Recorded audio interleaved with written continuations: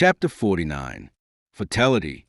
Meantime, Milady, drunk with passion, roaring on the deck like a lioness that has been embarked, had been tempted to throw herself into the sea that she might regain the coast, for she could not get rid of the thought that she had been insulted by D'Artagnan, threatened by Athos, and that she had quit France without being revenged on them.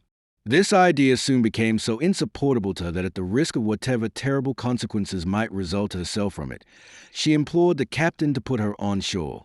But the captain, eager to escape from his false position, placed between French and English cruisers, like the bat between the mice and the birds, was in great haste to regain England, and positively refused to obey what he took for a woman's caprice, promising his passenger, who had been particularly recommended to him by the Cardinal, to land her, if the sea and the French permitted him, at one of the ports of Brittany, either at Lorient or Brest.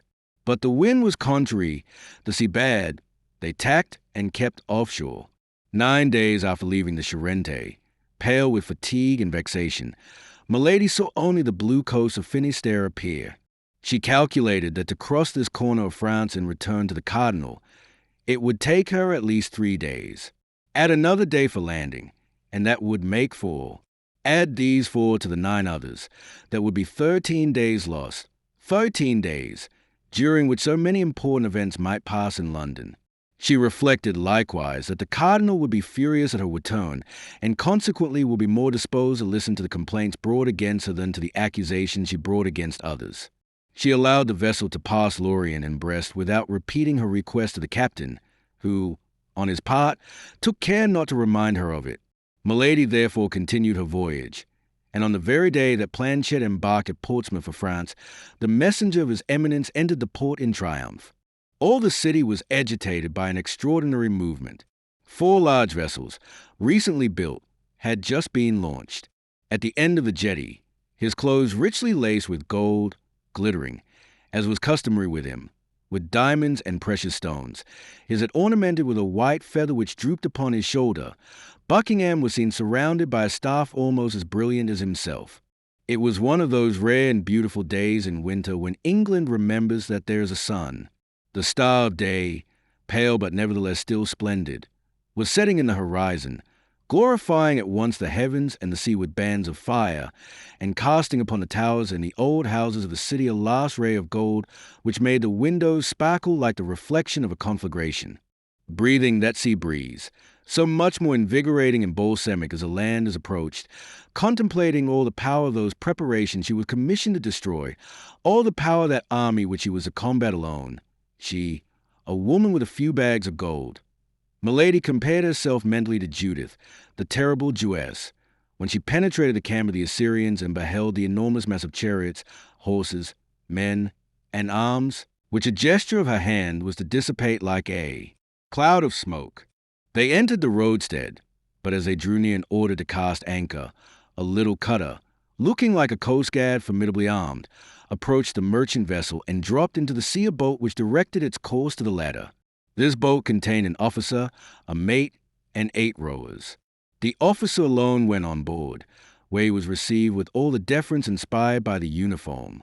The officer conversed a few instants with the captain, gave him several papers, of which he was the bearer, to read, and upon the order of the merchant captain the whole crew of the vessel, both passengers and sailors, were called upon deck.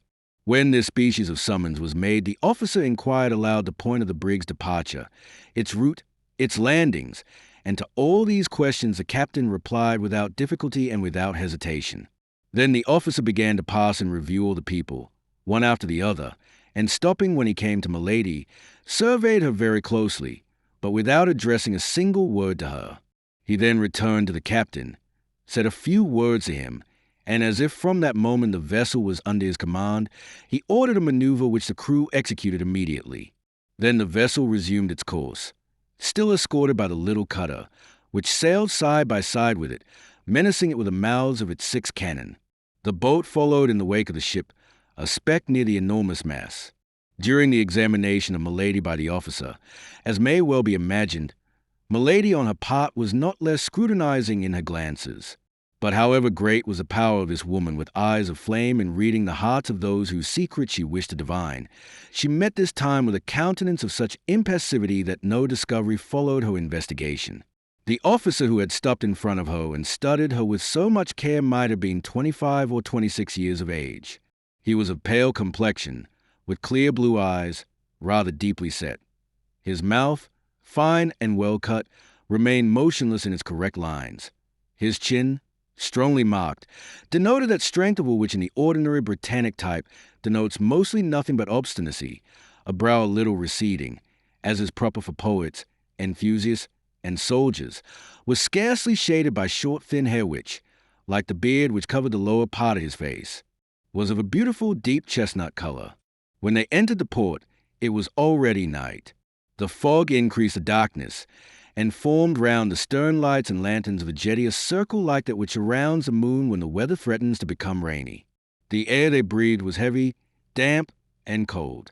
Milady, that woman so courageous and firm, shivered in spite of herself. The officer desired to have Milady's packages pointed out to him, and ordered them to be placed in the boat. When this operation was complete, he invited her to descend by offering her his hand. Milady looked at this man, and hesitated. "Who are you, sir," asked she, "who has the kindness to trouble yourself so particularly on my account?" "You may perceive, madam, by my uniform, that I am an officer in the English Navy," replied the young man. "But is it the custom for the officers in the English Navy to place themselves at the service of their female compatriots when they land in a port of Great Britain, and carry their gallantry so far as to conduct them ashore?" "Yes, madam, it is a custom, not from gallantry but prudence, that in time of war foreigners should be conducted to particular hotels, in order that they may remain under the eye of the government until full information can be obtained about them." These words are pronounced with the most exact politeness and the most perfect calmness. Nevertheless, they had not the power of convincing Milady. "But I am not a foreigner, sir," said she, with an accent as pure as ever was heard between Portsmouth and Manchester. "My name is Lady Cleric, and this measure is general, madam, and you will seek in vain to evade it." "I will follow you, then, sir." Accepting the hand of the officer, she began the descent of the ladder, at the foot of which the boat waited. The officer followed her. A large cloak was spread at the stern. The officer requested her to sit down upon this cloak and place himself beside her. "Row," said he to the sailors. The 8 oars fell at once into the sea, making but a single sound, giving but a single stroke, and the boat seemed to fly over the surface of the water. In 5 minutes they gained the land. The officer leaped to the pier and offered his hand to Milady. A carriage was in waiting. "Is this carriage for us?" asked Milady. "Yes, madam," replied the officer. "The hotel, then, is far away?" "At the other end of the town." "Very well," said Milady, and she resolutely entered the carriage. The officer saw that the baggage was fastened carefully behind the carriage, and this operation ended, he took his place beside Milady and shut the door. Immediately, without any order being given or his place of destination indicated, the coachman set off at a rapid pace and plunged into the streets of the city. So strange a reception naturally gave Milady ample matter for reflection. So seeing that the young officer did not seem at all disposed for conversation, she reclined in a corner of the carriage, and one after the other passed in review all the surmises which presented themselves to her mind. At the end of a quarter of an hour, however, surprised at the length of the journey, she leaned forward toward the door to see whither she was being conducted. Houses were no longer to be seen. Trees appeared in the darkness like great black phantoms chasing one another. Milady shuddered. "But we are no longer in the city, sir," said she. The young officer preserved silence. "I beg you to understand, sir, I will go no farther unless you tell me whither you are taking me." This threat brought no reply. No voice replied to hers. The carriage continued to roll on with rapidity. The officer seemed a statue. Milady looked at the officer with one of those terrible expressions peculiar to her countenance, and which so rarely fail to their effect. Anger made her eyes flash in the darkness. The young man remained immovable. Milady tried to open the door in order to throw herself out. "Take care, madam," said the young man, coolly. You will kill yourself in jumping." Milady reseated herself, foaming. The officer leaned forward, looked at her in his turn, and appeared surprised to see that face, just before so beautiful, distorted with passion and almost hideous. The artful creature at once comprehended that she was injuring herself by allowing him thus to read her soul. She collected her features, and in a complaining voice said, "In the name of heaven, so tell me if it is to you, if it is to your government, if it is to an enemy I am to attribute the violence that is done me." "No violence will be offered to you, madam, and what happens to you is a result of a very simple measure, which we are obliged to adopt with all who land in England." "Then you don't know me, sir?" "It is the first time I have had the honor of seeing you. And on your honor, you have no cause of hatred against me." "None, I swear to you." There was so much serenity, coolness, mildness even, in the voice of the young man, that Milady felt reassured.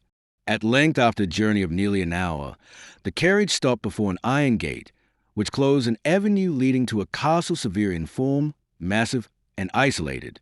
Then, as the wheels rolled over fine gravel, Milady could hear a vast roaring, which she at once recognized as the noise of the sea dashing against some steep cliff.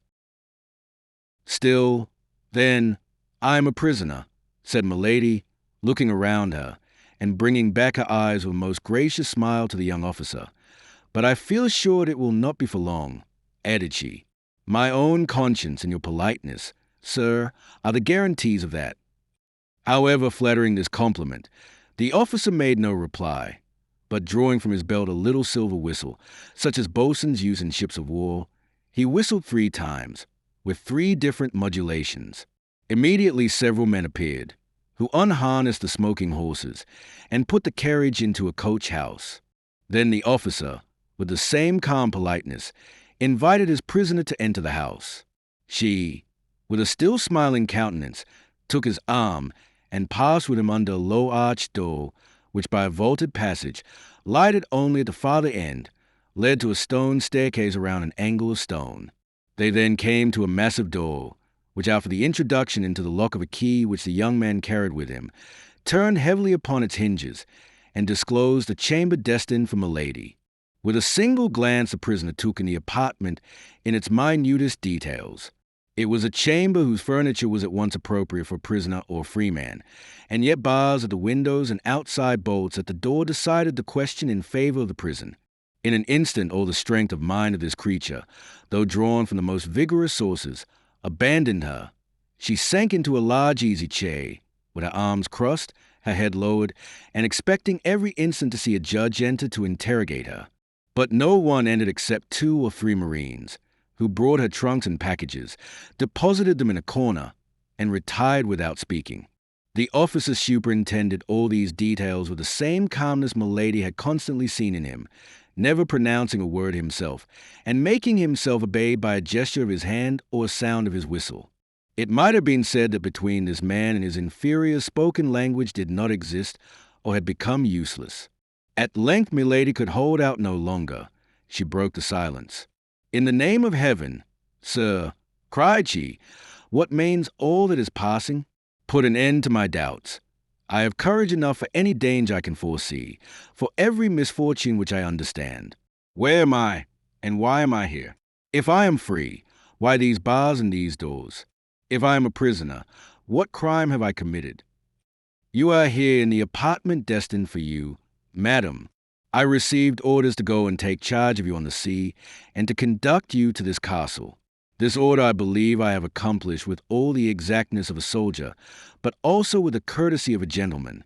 There terminates, at least at the present moment, the duty I had to fulfill toward you.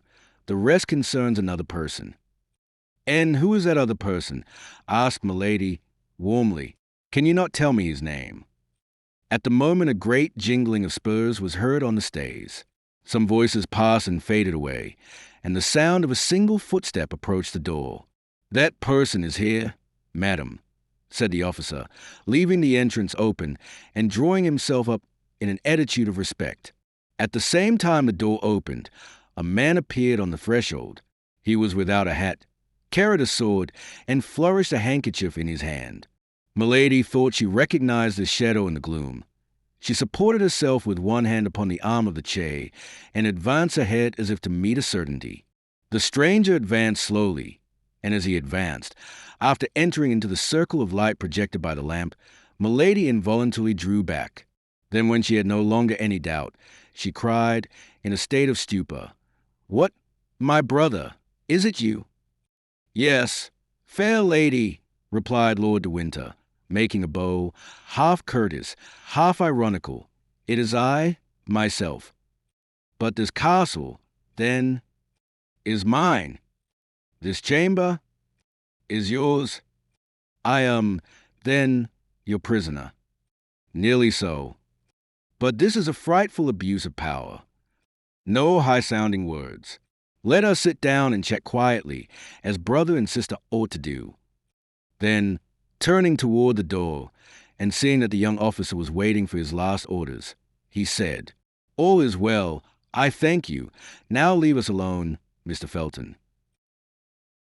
During the time which Lord de Winter took to shut the door, close a shutter, and draw a chair near to his sister-in-law's fauteuil, Milady, anxiously thoughtful, plunged a glance into the depths of possibility, and discovered all the plan, of which she could not even obtain a glance as long as she was ignorant into whose hands she had fallen.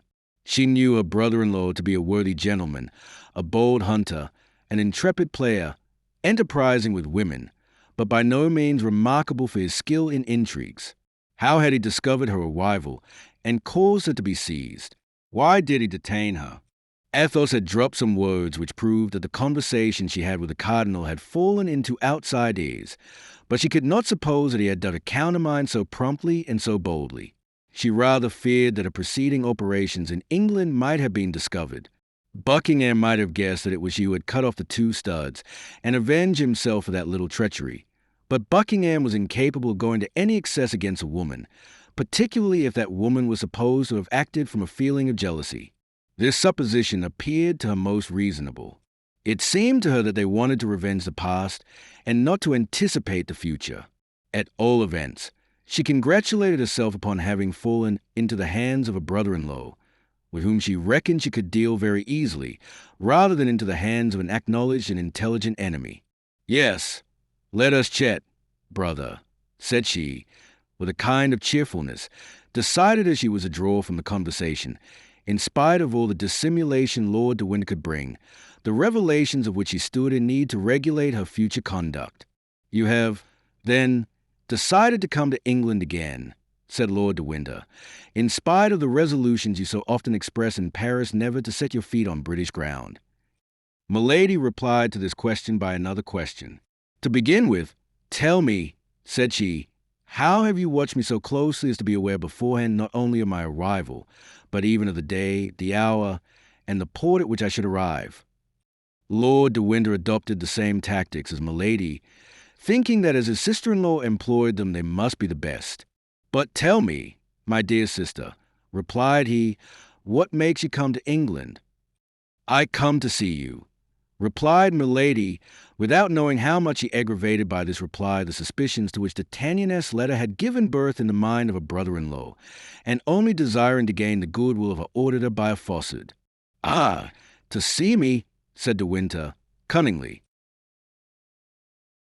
"No, so it was for me alone you have taken the trouble to cross the Channel. For you alone." "But am I not your nearest relative?" demanded Milady, with a tone of the most touching ingenuousness. "And my only are you not?" said Lord de Winter in his tone, fixing his eyes on those of Milady. Whatever command she had over herself, Milady could not help starting, and as in pronouncing the last words Lord de Winter placed his hand upon the arm of his sister, this start did not escape him. In fact, the blow was direct and severe. The first idea that occurred to Milady's mind was that she had been betrayed by Kitty, and that she had recounted to the Baron the selfish aversion toward himself of which he had imprudently allowed some marks to escape before her servant. She also recollected the furious and imprudent attack she had made upon D'Artagnan when he spared the life of her brother. "I do not understand, my lord," said she, in order to gain time and make her adversary speak out. "What do you mean to say? Is there any secret meaning concealed beneath your words?" "Oh, my God, no," said Lord de Winter, with apparent good nature. "You wish to see me, and you come to England. I learn this desire, or rather I suspect that you feel it, and in order to spare you all the annoyances of a nocturnal arrival in a port and all the fatigues of landing, I send one of my officers to meet you. I place a carriage at his orders, and he brings you hither to this castle, of which I am governor, whither I come every day, and where, in order to satisfy our mutual desire of seeing each other, I have prepared you a chamber. What is there more astonishing in all that I have said to you than in what you have told me? No, what I think astonishing is that you should expect my coming. And yet that is the most simple thing in the world, my dear sister. Have you not observed that the captain of your little vessel, on entering the roadstead, sent forward, in order to obtain permission to enter the port, a little boat bearing his logbook and the register of his voyages? I am commandant of the port. They brought me that book. I recognize your name in it. My heart told me what your mouth has just confirmed. That is to say, with what view you have exposed yourself to the dangers of a sea so perilous, or at least so troublesome at this moment. And I sent my cutter to meet you. You know the rest. Milady knew that Lord de Winter lied, and she was the more alarmed. My brother, continued she, was not that my Lord Buckingham whom I saw on the jetty this evening as we arrived. Himself. Ah, I can understand how the sight of him struck you, replied Lord de Winter. You came from a country where he must be very much talked of, and I know that his armament against France greatly engaged the attention of your friend the Cardinal. My friend the Cardinal, cried Milady, seeing that on this point as on the other Lord de Winter seemed well instructed. Is he not your friend? Replied the Baron, negligently. Ah, pardon. I thought so, but we will return to my Lord Duke presently. Let us not depart from the sentimental turn our conversation had taken. You came, you say, to see me? Yes.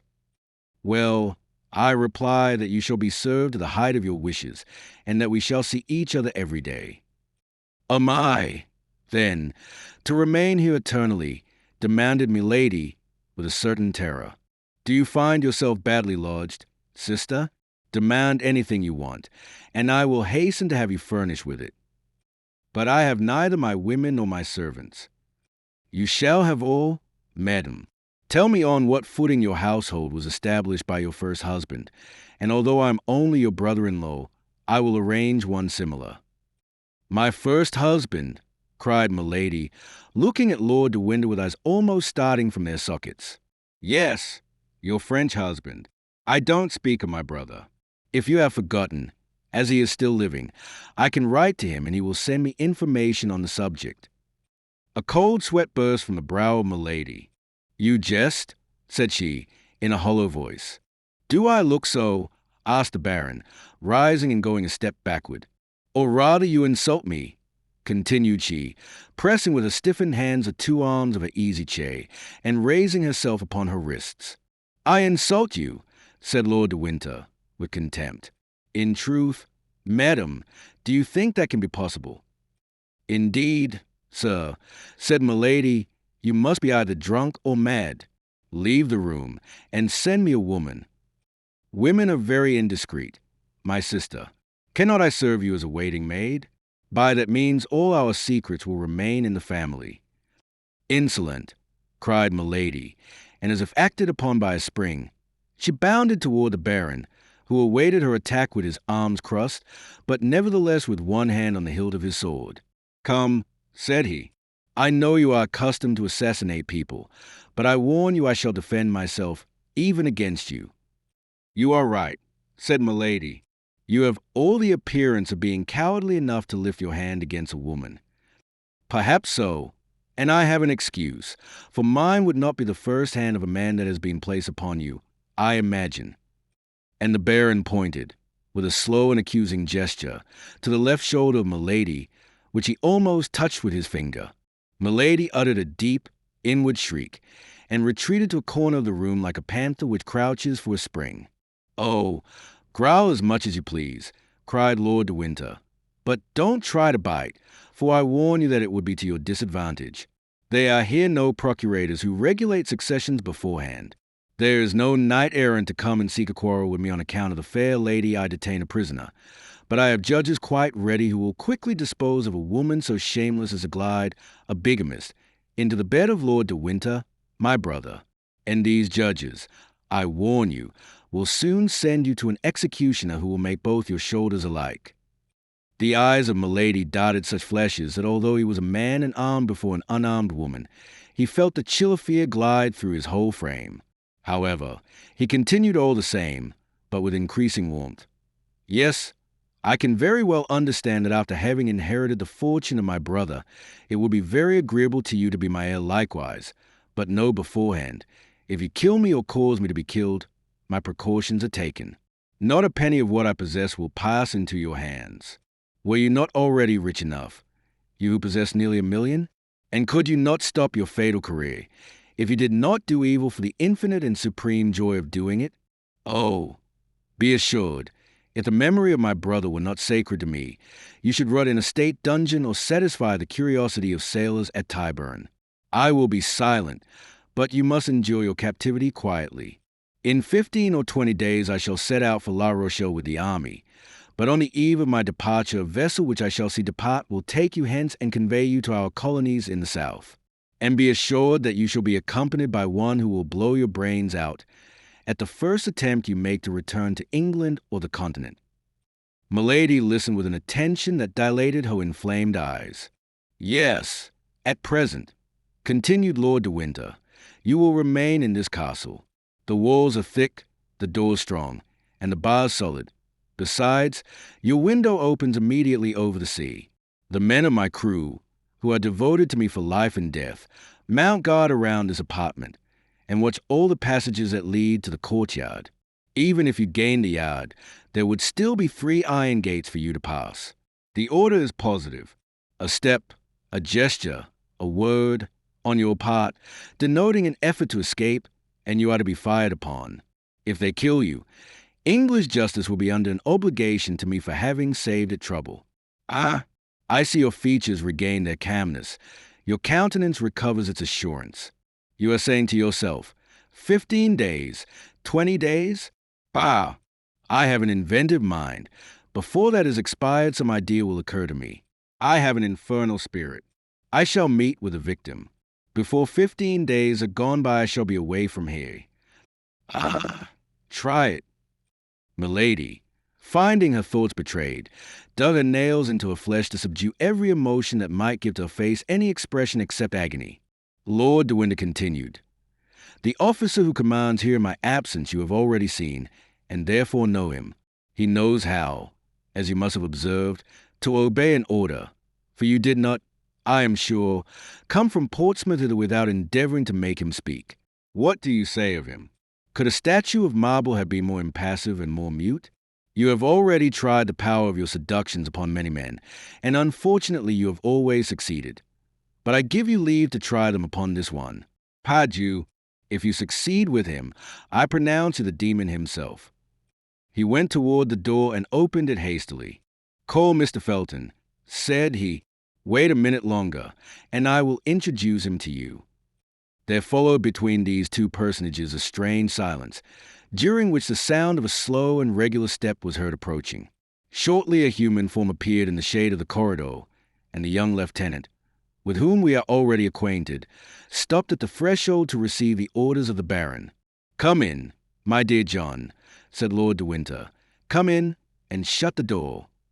The young officer entered. "Now," said the Baron, "look at this woman. She is young. She is beautiful. She possesses all earthly seductions. Well, she is a monster, who, at 25 years of age, has been guilty of as many crimes as you could read of in a year in the archives of our tribunals.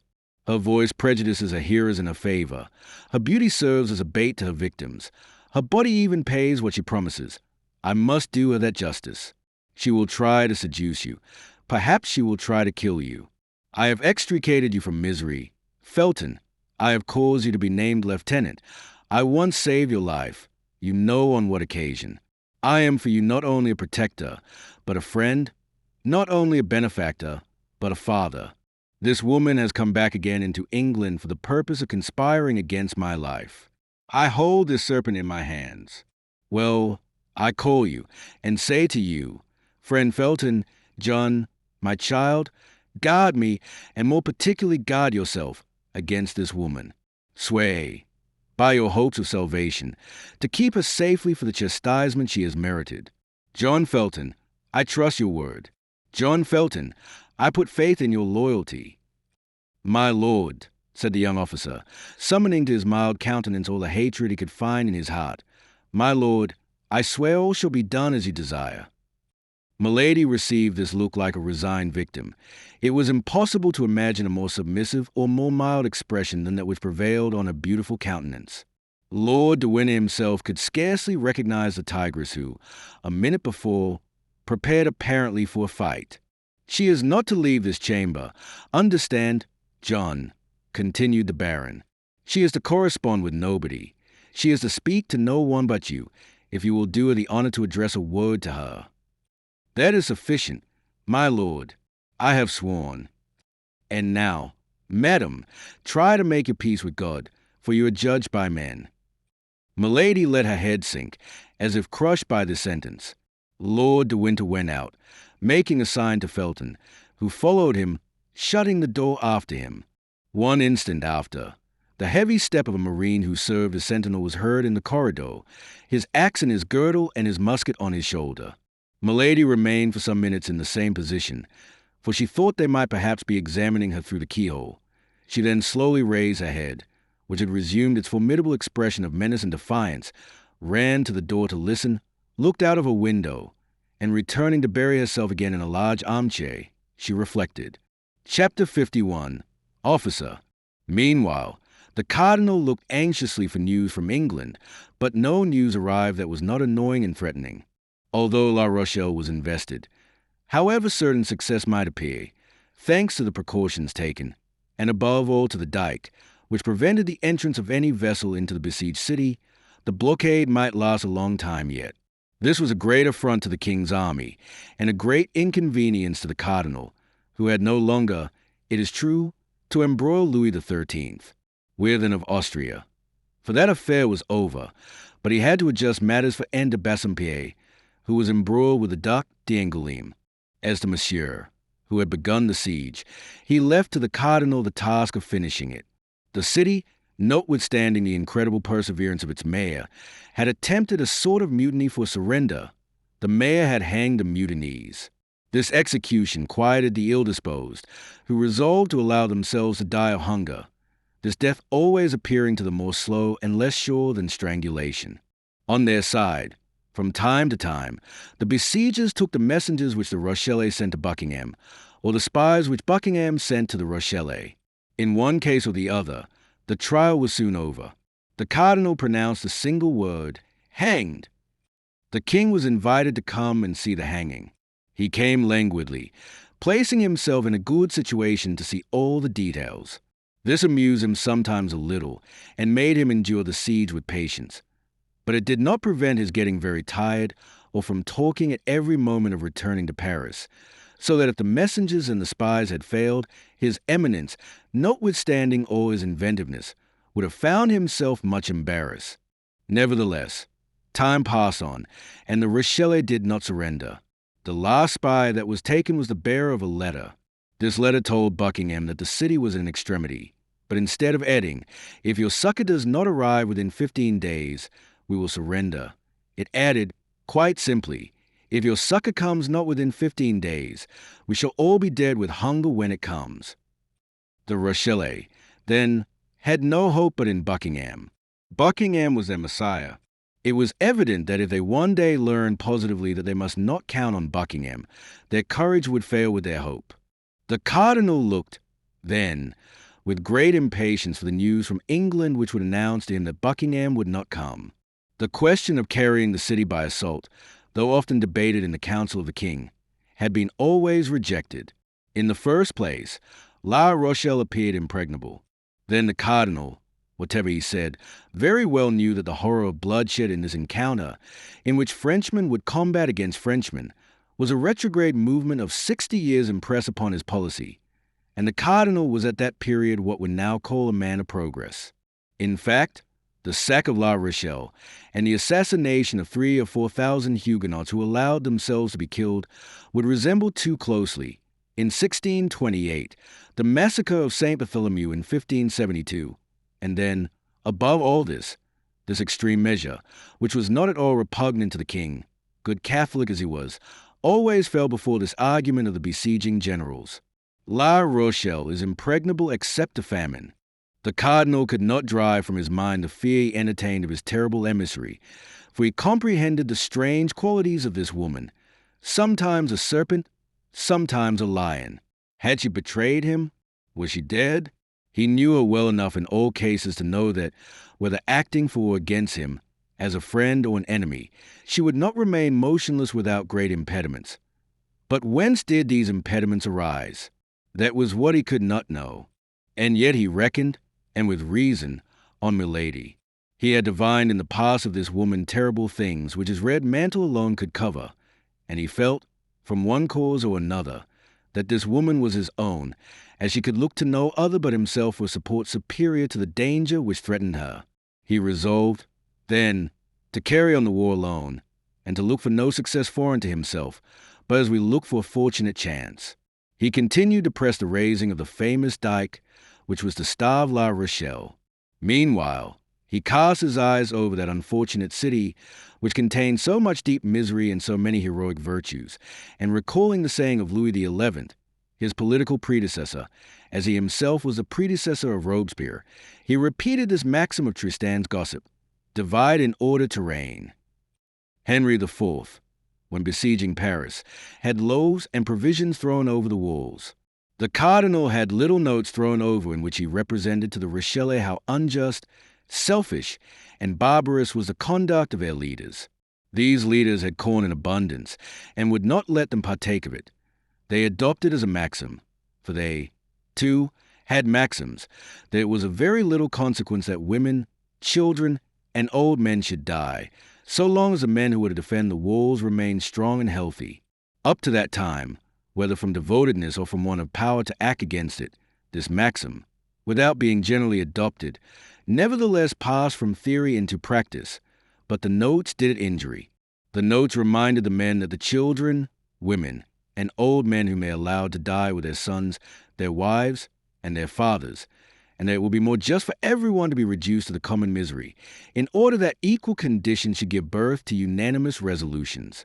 These notes had all the effect that he who wrote them could expect, in that they induced a great number of the inhabitants to open private negotiations with the royal army. This unexpected circumstance brought back Richelieu's former anxiety, and forced him in spite of himself once more to turn his eyes to the other side of the sea. During this time, exempt from the anxiety of its only and true chief, the royal army led a joyous life, neither provisions nor money being wanting in the camp. All the corps rivaled one another in audacity and gaiety.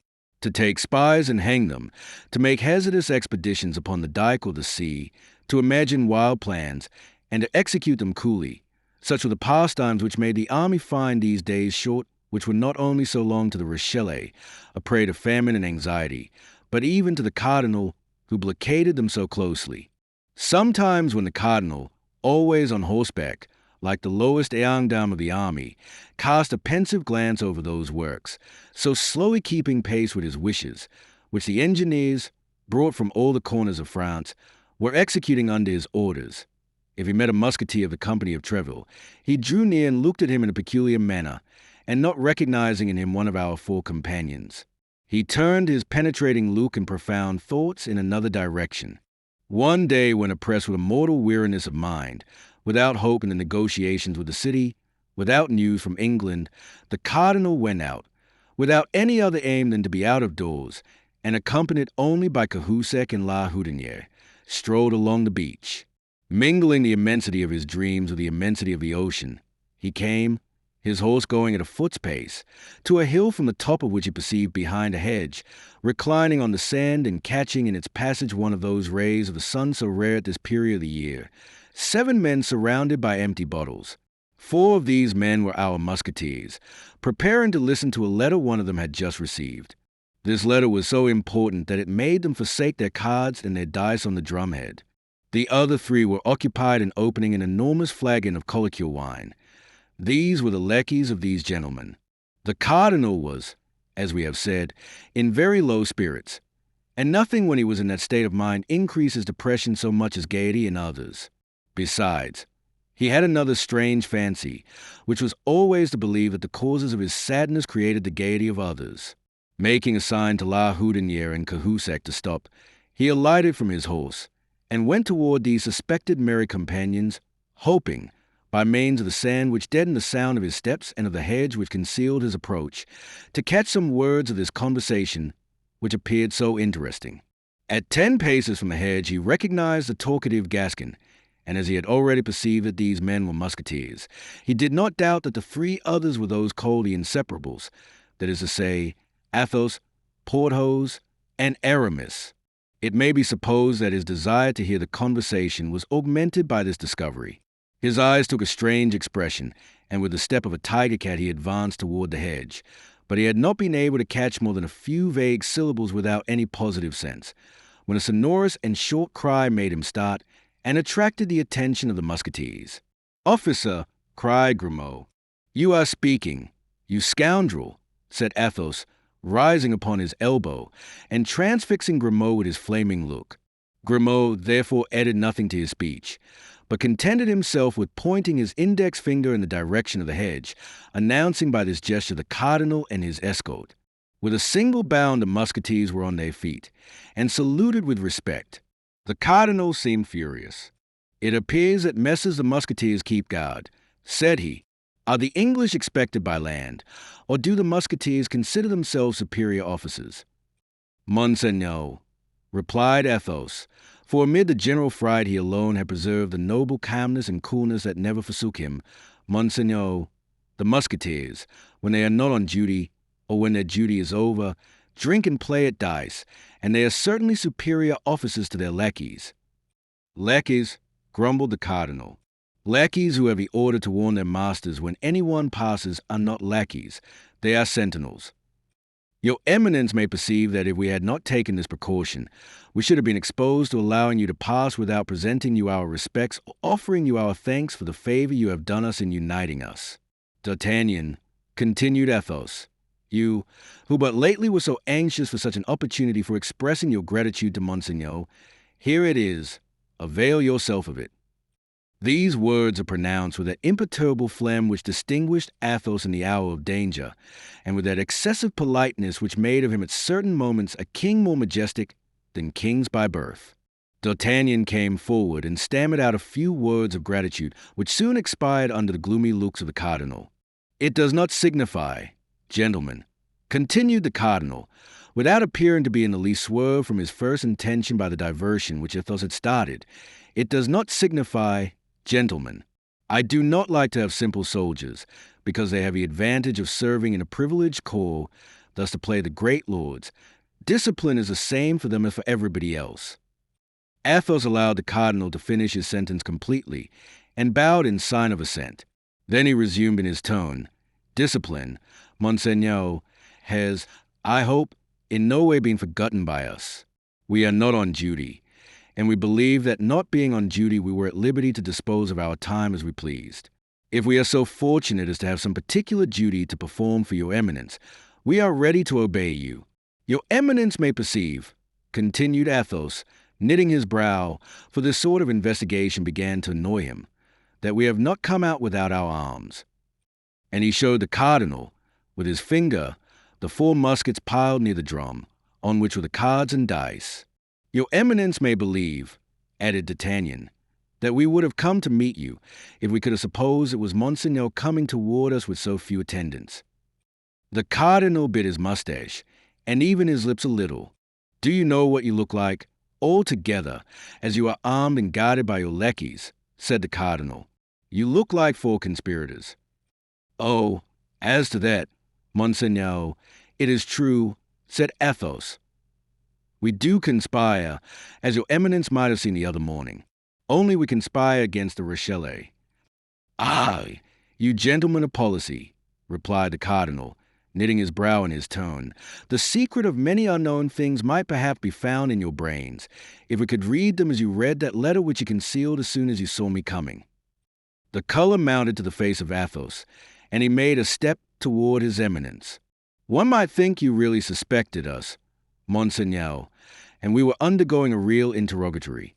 If it be so, we trust your eminence will deign to explain yourself, and we should then at least be acquainted with our real position." "And if it were an interrogatory," replied the cardinal, "others besides you have undergone such, Monsieur Athos, and have replied D2. Thus I have told your eminence that you had but to question us, and we are ready to reply. What was that letter you were about to read, Monsieur Aramis, and which you so promptly concealed?" "A woman's letter, Monseigneur." "Ah, yes, I see," said the cardinal. "We must be discreet with this sort of letters, but nevertheless we may show them to a confessor, and you know I have taken orders." "Monseigneur," said Athos, with a calmness the more terrible because he risked his head in making this reply, "the letter is a woman's letter, but it is neither signed Marion de Lorme nor Madame d'Aiguillon." The cardinal became as pale as death. Lightning darted from his eyes. He turned round as if to give an order to Cahusac and Houdinière. Athos saw the movement. He made a step toward the muskets, upon which the other three friends had fixed their eyes, like men ill-disposed to allow themselves to be taken. The cardinalists were 3. The musketeers, lackeys included, were 7. He judged that the match would be so much the less equal if Athos and his companions were really plotting. And by one of those rapid turns which he always had command, all his anger faded away into a smile. "Well, well," said he, "you are brave young men, proud in daylight, faithful in darkness. We can find no fault with you for watching over yourselves, when you watch so carefully over others. Gentlemen, I have not forgotten the night in which you served me as an escort to the Red Dovecot. If there were any danger to be apprehended on the road I'm going, I would request you to accompany me. But as there is none, remain where you are, finish your bottles, your game, and your letter. Adieu, gentlemen." And remounting his horse, which Cahusac led to him, he saluted them with his hand and rode away. The 4 young men, standing and motionless, followed him with their eyes without speaking a single word until he had disappeared. Then they looked at one another. The countenances of all gave evidence of terror, for notwithstanding the friendly adieu of his eminence, they plainly perceived that the cardinal went away with rage in his heart. Athos alone smiled, with a self-possessed, disdainful smile. When the cardinal was out of hearing and sight, that Grimaud kept bad watch, cried Porthos, who had a great inclination to vent his ill humor on somebody. Grimaud was about to reply to excuse himself. Athos lifted his finger, and Grimaud was silent. "Would you have given up the letter, Aramis?" said D'Artagnan. "Aye," said Aramis, in his most flute-like tone. "I had made up my mind. If he had insisted upon the letter being given up to him, I would have presented the letter to him with one hand, and with the other I would have run my sword through his body." "I expected as much," said Athos, "and that was why I threw myself between you and him. Indeed, this man is very much to blame for talking thus to other men. One would say he had never had to do with any but women and children. My dear Athos, I admire you, but nevertheless we were in the wrong, after all." "How? In the wrong?" said Athos. "Whose, then, is the air we breathe? Whose is the ocean upon which we look? Whose is the sand upon which we were reclining? Whose is that letter of your mistress? Do these belong to the cardinal? Upon my honor, this man fancies the world belongs to him. There you stood, stammering, stupefied, annihilated. One might have supposed the Bastille appeared before you, and that the gigantic Medusa had converted you into stone. Is being in love conspiring? You are in love with a woman whom the cardinal has caused to be shut up, and you wish to get her out of the hands of the cardinal. That's a match you are playing with his eminence. This letter is your game. Why should you expose your game to your adversary? That is never done. Let him find it out if he can. We can find out his." "Well, that's all very sensible, Athos," said D'Artagnan. "In that case, let there be no more question of what's past, and let Aramis resume the letter from his cousin where the cardinal interrupted him. Aramis drew the letter from his pocket. The three friends surrounded him, and the three lackeys grouped themselves again near the wine jar. "You had only read a line or two," said D'Artagnan. "Read the letter again from the commencement." "Willingly," said Aramis. "My dear cousin, I think I shall make up my mind to set out for Bethune, where my sister has placed our little servant in the convent of the Carmelites. This poor child is quite resigned, as she knows she cannot live elsewhere without the salvation of a soul being in danger. Nevertheless, if the affairs of our family are arranged, as we hope they will be, I believe she will run the risk of being damned, and will return to those she regrets, particularly as she knows they are always thinking of her. Meanwhile, she is not very wretched. What she most desires is a letter from her intended. I know that such viands pass with difficulty through convent gratings, but after all, as I have given you proofs, my dear cousin, I am not unskilled in such affairs, and I will take charge of the commission. My sister thanks you for your good and eternal remembrance. She has experienced much anxiety, but she is now at length a little reassured, having sent her secretary away in order that nothing may happen unexpectedly. Adieu, my dear cousin. Tell us news of yourself as often as you can. That is to say, as often as you can with safety. I embrace you. Marie Mitchin. Why, upon the frontiers of Artois and of Flanders, the siege once over, we shall be able to make a tour in that direction. And that will not be long, it is to be hoped, said Porthos, for they have this morning hanged a spy who confessed that the Richelieu were reduced to the leather of their shoes. Supposing that after having eaten the leather they eat the soles, I cannot see much that is left unless they eat one another. Poor fools, said Athos, emptying a glass of excellent Bordeaux wine which, without having at that period the reputation it now enjoys, merited it no less. Poor fools. As if the Catholic religion was not the most advantageous and the most agreeable of all religions. All the same, resumed he, after having clicked his tongue against his palate, they are brave fellows. But what the devil are you about, Aramis? Continued Athos. Why, you are squeezing that letter into your pocket. Yes, said D'Artagnan. Athos is right. It must be burned.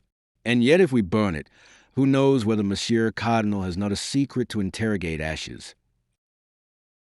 What will you do with the letter, then? Asked Porthos. Come here, Grimaud, said Athos. Grimaud rose and obeyed. As a punishment for having spoken without permission, my friend, you will please to eat this piece of paper.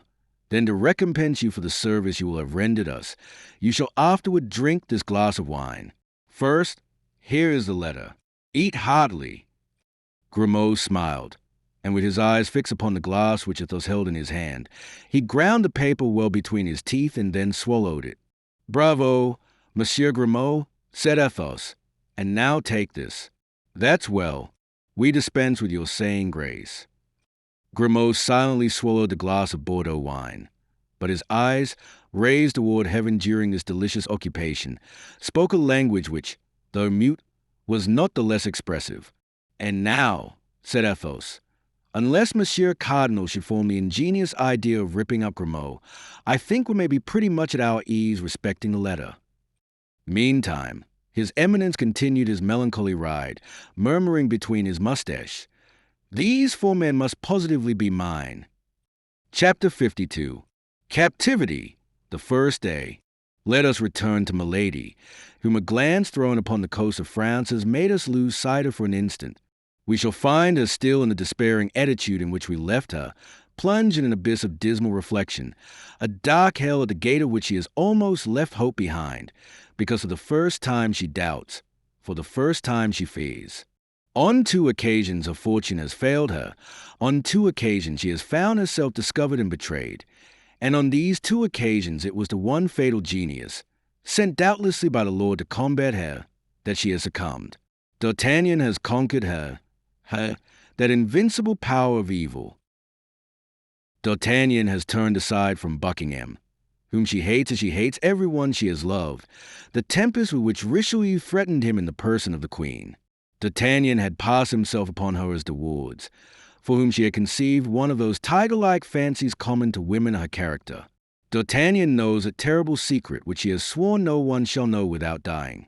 In short, at the moment in which he has just obtained from Richelieu a carte blanche by the means of which he is about to take vengeance on an enemy, this precious paper is torn from her hands, and it is D'Artagnan who holds her prisoner and is about to send her to some filthy Botany Bay, some infamous Tyburn of the Indian Ocean.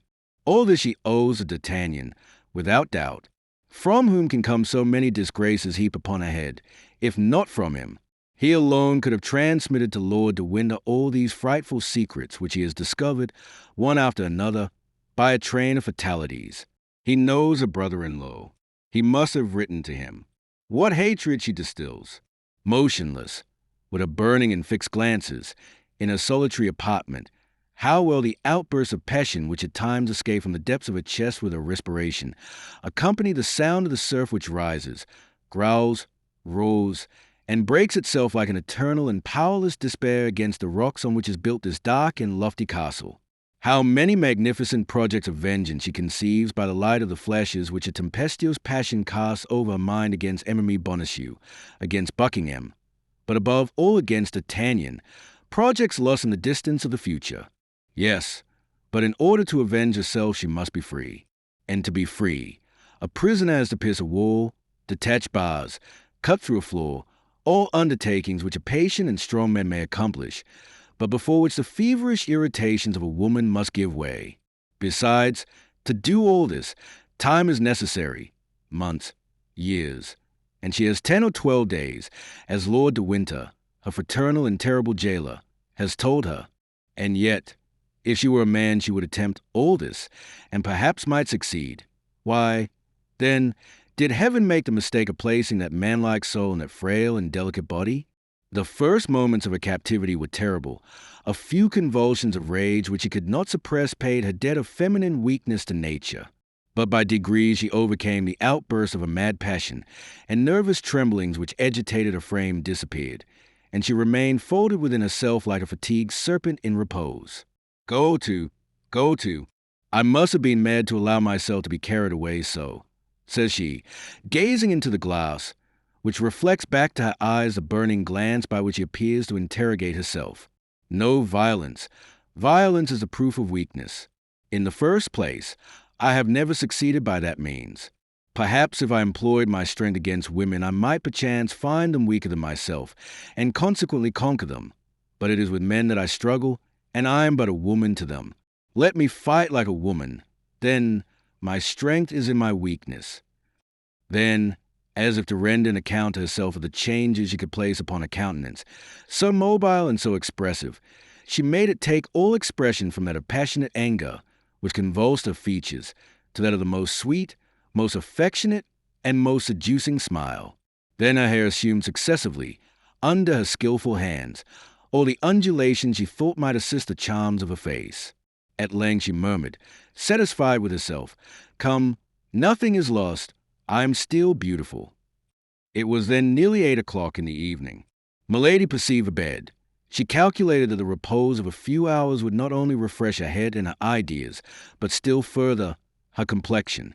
A better idea, however, came into her mind before going to bed. She had heard something said about supper. She had already been an hour in this apartment. They could not long delay bringing her a repast. The prisoner did not wish to lose time, and she resolved to make that very evening some attempts to ascertain the nature of the ground she had to work upon, by studying the characters of the men to whose guardianship she was committed. A light appeared under the door. This light announced the reappearance of her jailers. Milady, who had arisen, threw herself quickly into the armchair, her head thrown back, her beautiful hair unbound and disheveled, her bosom half bare beneath her crumpled lace, one hand on her heart, and the other hanging down. The bolts were drawn. The door groaned upon its hinges. Steps sounded in the chamber, and drew near. "Place that table there," said a voice which the prisoner recognized as that of Felton. The order was executed. "You will bring lights, and relieve the sentinel," continued Felton. And this double order which the young lieutenant gave to the same individuals proved to Milady that her servants were the same men as her guards, that is to say, soldiers. Felton's orders were, for the rest, executed with a silent rapidity that gave a good idea of the way in which he maintained discipline. Ah, ah, said he, she is asleep. That's well. When she wakes, she can sup. And he made some steps toward the door. But, my lieutenant, said a soldier, less stoical than his chief, and who had approached Milady, this woman is not asleep. What? Not asleep, said Felton. What is she doing? Then she has fainted. Her face is very pale, and I have listened in vain. I do not hear her breathe. You are right, said Felton, after having looked at Milady from the spot on which he stood without moving a step toward her. Go and tell Lord de Winter that his prisoner has fainted, for this event not having been foreseen, I don't know what to do. The soldier went out to obey the orders of his officer. Felton sat down upon an armchair which happened to be near the door, and waited without speaking a word, without making a gesture. Milady possessed that great art, so much studied by women, of looking through her long eyelashes without appearing to open the lids. She perceived Felton, who sat with his back toward her. She continued to look at him for nearly 10 minutes, and in these 10 minutes the immovable guardian never turned round once. She then thought that Lord de Winter would come, and by his presence give fresh strength to her jailer. Her first trial was lost. She acted like a woman who reckons up her resources. As a result, she raised her head, opened her eyes, and sighed deeply.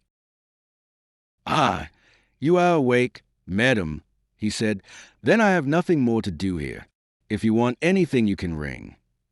"Oh, my God, how I have suffered," said Milady, in a harmonious voice which, like that of the ancient enchantresses, charmed all whom she wished to destroy. And she assumed, upon sitting up in the armchair, a still more graceful and abandoned position than when she reclined. Felton arose. "You will be served thus, madam, 3 times a day," said he. "In the morning at 9 o'clock, in the day at 1 o'clock, and in the evening at 8. If that does not suit you, you can point out what other hours you prefer, and in this respect your wishes will be complied with." "But am I to remain always alone in this vast and dismal chamber?" asked Milady. "A woman of the neighborhood has been sent for, who will be tomorrow at the castle, and will return as often as you desire her presence." Felton made a slight bow, and directed his steps toward the door. At the moment he was about to go out, Lord de Winter appeared in the corridor, followed by the soldier who had been sent to inform him of the swoon of Milady. He held a vial of salts in his hand. "Well, what is it? What is going on here?" said he, in a jeering voice, on seeing the prisoner sitting up and Felton about to go out. "Is this corpse come to life already? Felton, my lad, did you not perceive that you were taken for a novice, and that the first act was being performed of a comedy of which we shall doubtless have the pleasure of following out all the developments?" "I thought so, my lord," said Felton, "but as the prisoner is a woman, after all, I wish to pay her the attention that every man of gentle birth owes to a woman, if not on her account, at least on my own." "So," replied de Winter, laughing, "that beautiful has so skillfully disheveled, that white skin, and that languishing look have not yet seduced you, you heart of stone." "No, my lord," replied the impassive young man. "Your lordship may be assured that it requires more than the tricks and coquetry of a woman to corrupt me." And at these words Lord de Winter passed his arm through that of Felton, and led him out, laughing. "Oh, I will be a match for you," murmured Milady between her teeth. "Be assured of that, you poor spoiled monk, you poor converted soldier, who has cut his uniform out of a monk's frock. By the way," resumed de Winter, stopping at the threshold of the door, "you must not, Milady, let this check take away your appetite. Taste that fowl and those fish.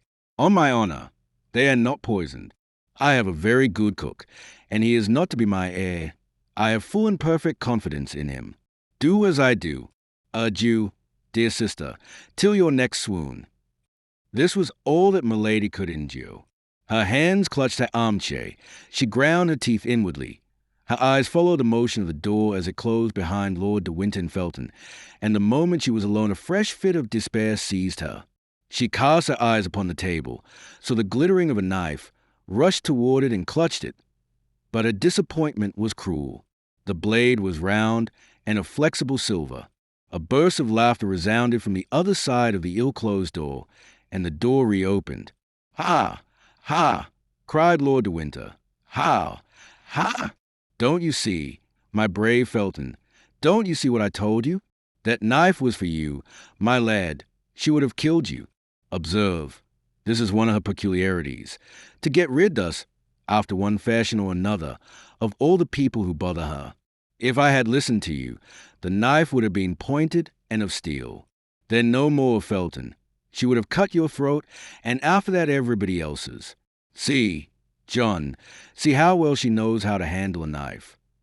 In fact, Milady still held a harmless weapon in a clenched hand. But these last words, the supreme insult, relaxed her hands, her strength, and even her will. The knife fell to the ground. "You were right, my lord," said Felton, with a tone of profound disgust which sounded to the very bottom of the heart of Milady. "You were right, my lord, and I was wrong." And both again left the room. But this time Milady lent a more attentive ear than the first, and she heard their steps die away in the distance of the corridor. "I am lost," murmured she. "I am lost. I am in the power of men upon whom I can have no more influence than upon statues of bronze or granite. They know me by heart, and are steeled against all my weapons. It is, however, impossible that this should end as they have decreed." In fact, as this last reflection indicated, this instinctive return to hope, sentiments of weakness or fear did not dwell long in her ardent spirit. Milady sat down to table, ate from several dishes, drank a little Spanish wine, and felt all her resolution return.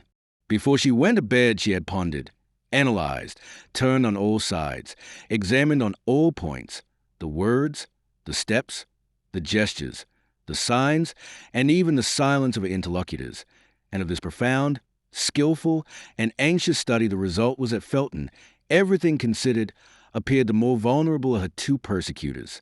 One expression above all recurred to the mind of the prisoner. "If I had listened to you," Lord de Winter had said to Felton. Felton, then, had spoken in her favor, since Lord de Winter had not been willing to listen to him. "Weak or strong," repeated Milady, "that man has, then, a spark of pity in his soul. Of that spark I will make a flame that shall devour him. As to the other, he knows me, he fears me, and knows what he has to expect of me if ever I escape from his hands. It is useless, then, to attempt anything with him. But Felton, that's another thing. He is a young, ingenuous, pure man who seems virtuous. Him there are means of destroying." And Milady went to bed and fell asleep with a smile upon her lips. Anyone who had seen her sleeping might have said she was a young girl dreaming of the crown of flowers she was to wear on her brow at the next festival. Chapter 53. Captivity, the second day. Milady dreamed that she at length had D'Artagnan in her power, that she was present at his execution, and it was the sight of his odious blood flowing beneath the axe of the headsman which spread that charming smile upon her lips. She slept as a prisoner sleeps, rocked by his first hope. In the morning, when they entered her chamber, she was still in bed. Felton remained in the corridor. He brought with him the woman of whom he had spoken the evening before, and who had just arrived. This woman entered, and approaching Milady's bed, offered her services. Milady was habitually pale. Her complexion might therefore deceive a person who saw her for the first time. "I am in a fever," said she. "I have not slept a single instant during all this long night. I suffer horribly. Are you likely to be more humane to me than others were yesterday? All I ask is permission to remain abed." "Would you like to have a physician called?" said the woman. Felton listened to this dialogue without speaking a word. Milady reflected that the more people she had around her, the more she would have to work upon, and Lord de Winter would redouble his watch. Besides, the physician might declare the ailment feigned, and Milady, after having lost the first trick, was not willing to lose the second. "Go and fetch a physician," said she. "What could be the good of that? These gentlemen declared yesterday that my illness was a comedy. It would be just the same today, no doubt, for since yesterday evening they have had plenty of time to send for a doctor." "Then," said Felton, who became impatient, "say yourself, Madam, what treatment you wish followed." "Hey, how can I tell? My God, I know that I suffer, that's all. Give me anything you like. It is of little consequence." "Go and fetch Lord de Winter," said Felton, tired of these eternal complaints. "Oh, no, no," cried Milady.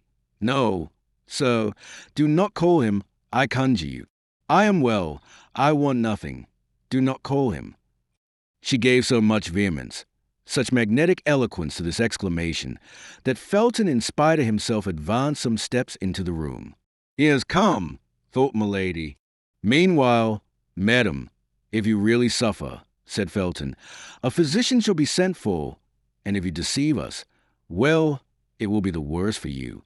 But at least we shall not have to reproach ourselves with anything." Milady made no reply, but turning her beautiful head round upon her pillow, she burst into tears and uttered heartbreaking sobs. Felton surveyed her for an instant with his usual impassiveness. Then, seeing that the crisis threatened to be prolonged, he went out. The woman followed him, and Lord de Winter did not appear. "I fancy I begin to see my way," murmured Milady, with a savage joy, burying herself under the clothes to conceal from anybody who might be watching her this burst of inward satisfaction. 2 hours pass away. "Now it is time that the melody should be over," said she. "Let me rise and obtain some success this very day. I have but 10 days, and this evening 2 of them will be gone." In the morning, when they entered Milady's chamber, they had brought her breakfast. Now, she thought, they could not long delay coming to clear the table, and that Felton would then reappear. Milady was not deceived. Felton reappeared, and without observing whether Milady had or had not touched a repast, made a sign that the table should be carried out of the room, it having been brought in ready spread. Felton remained behind. He held a book in his hand. Milady, reclining in an armchair near the chimney, beautiful, pale, and resigned, looked like a holy virgin awaiting martyrdom. Felton approached her and said, "Lord de Winter, who is a Catholic, like yourself, madam, thinking that the deprivation of the rites and ceremonies of your church might be painful to you, has consented that you should read every day the ordinary of your Mass. And here is a book which contains a ritual." At the manner in which Felton laid the book upon the little table near which Milady was sitting, at the tone in which he pronounced the 2 words, "your Mass," at the disdainful smile with which he accompanied them, Milady raised her head and looked more attentively at the officer. By that plain arrangement of the hair, by that costume of extreme simplicity, by the brow polished like marble and as hard and impenetrable, she recognized one of those gloomy Puritans she had so often met, not only in the court of King James, but in that of the King of France, where, in spite of the remembrance of the street Bartholomew, they sometimes came to seek refuge. She then had one of those sudden inspirations which only people of genius receive in great crises, in supreme moments which are to decide their fortunes or their lives. Those 2 words, "your Mass," and a simple glance cast upon Felton, revealed to her all the importance of the reply she was about to make, but with that rapidity of intelligence which was peculiar to her. This reply, ready arranged, presented itself to her lips.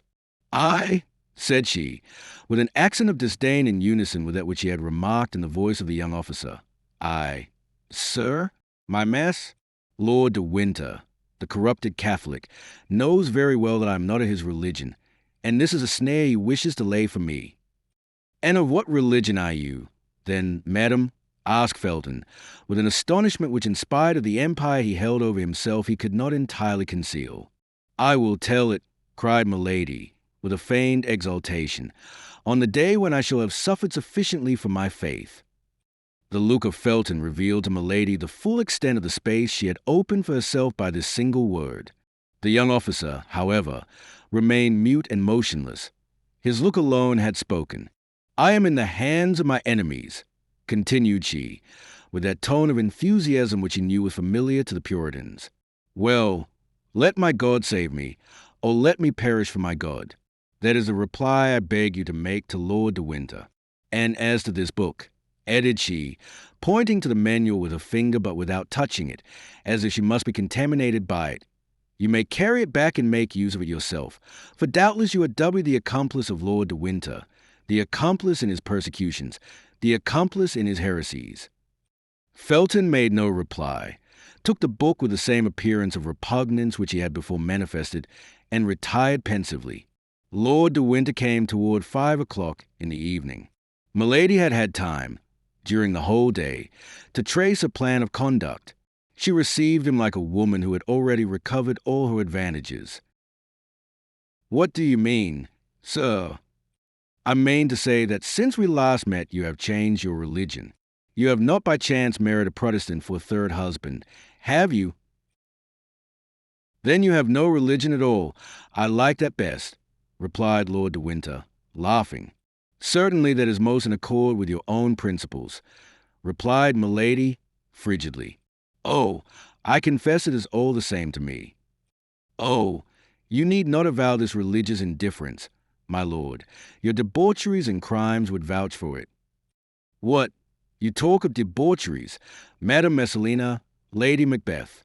Either I misunderstand you, or you are very shameless."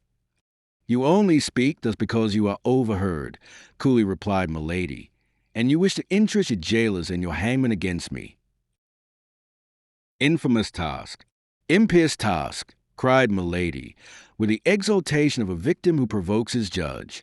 "My word," said de Winter, rising, "I think the hussy is going mad. Come, calm yourself, Madame Puritan, or I'll remove you to a dungeon. It's my Spanish wine that has got into your head, is it not? But never mind. That sort of intoxication is not dangerous, and will have no bad effects." And Lord de Winter retired swearing, which at that period was a very nightly habit. Felton was indeed behind the door, and had not lost one word of this scene. Milady had guessed aright. "Yes, go, said she to her brother. "The effects are drawing near, on the contrary, but you, weak fool, will not see them until it is too late to shun them." Silence was re-established. 2 hours passed away. Milady's supper was brought in, and she was found deeply engaged in saying her prayers aloud, prayers which she had learned of an old servant of her second husband, a most austere Puritan. She appeared to be in ecstasy, and did not pay the least attention to what was going on around her. Felton made a sign that she should not be disturbed, and when all was arranged, he went out quietly with the soldiers. Milady knew she might be watched, so she continued her prayers to the end, and it appeared to her that the soldier who was on duty at her door did not march with the same step, and seemed to listen. For the moment she wished nothing better. She arose, came to the table, ate but little, and drank only water. An hour after, her table was cleared, but Milady remarked that this time Felton did not accompany the soldiers. He feared, then, to see her too often. She turned toward the wall to smile, for there was in this smile such an expression of triumph that this smile alone would have betrayed her.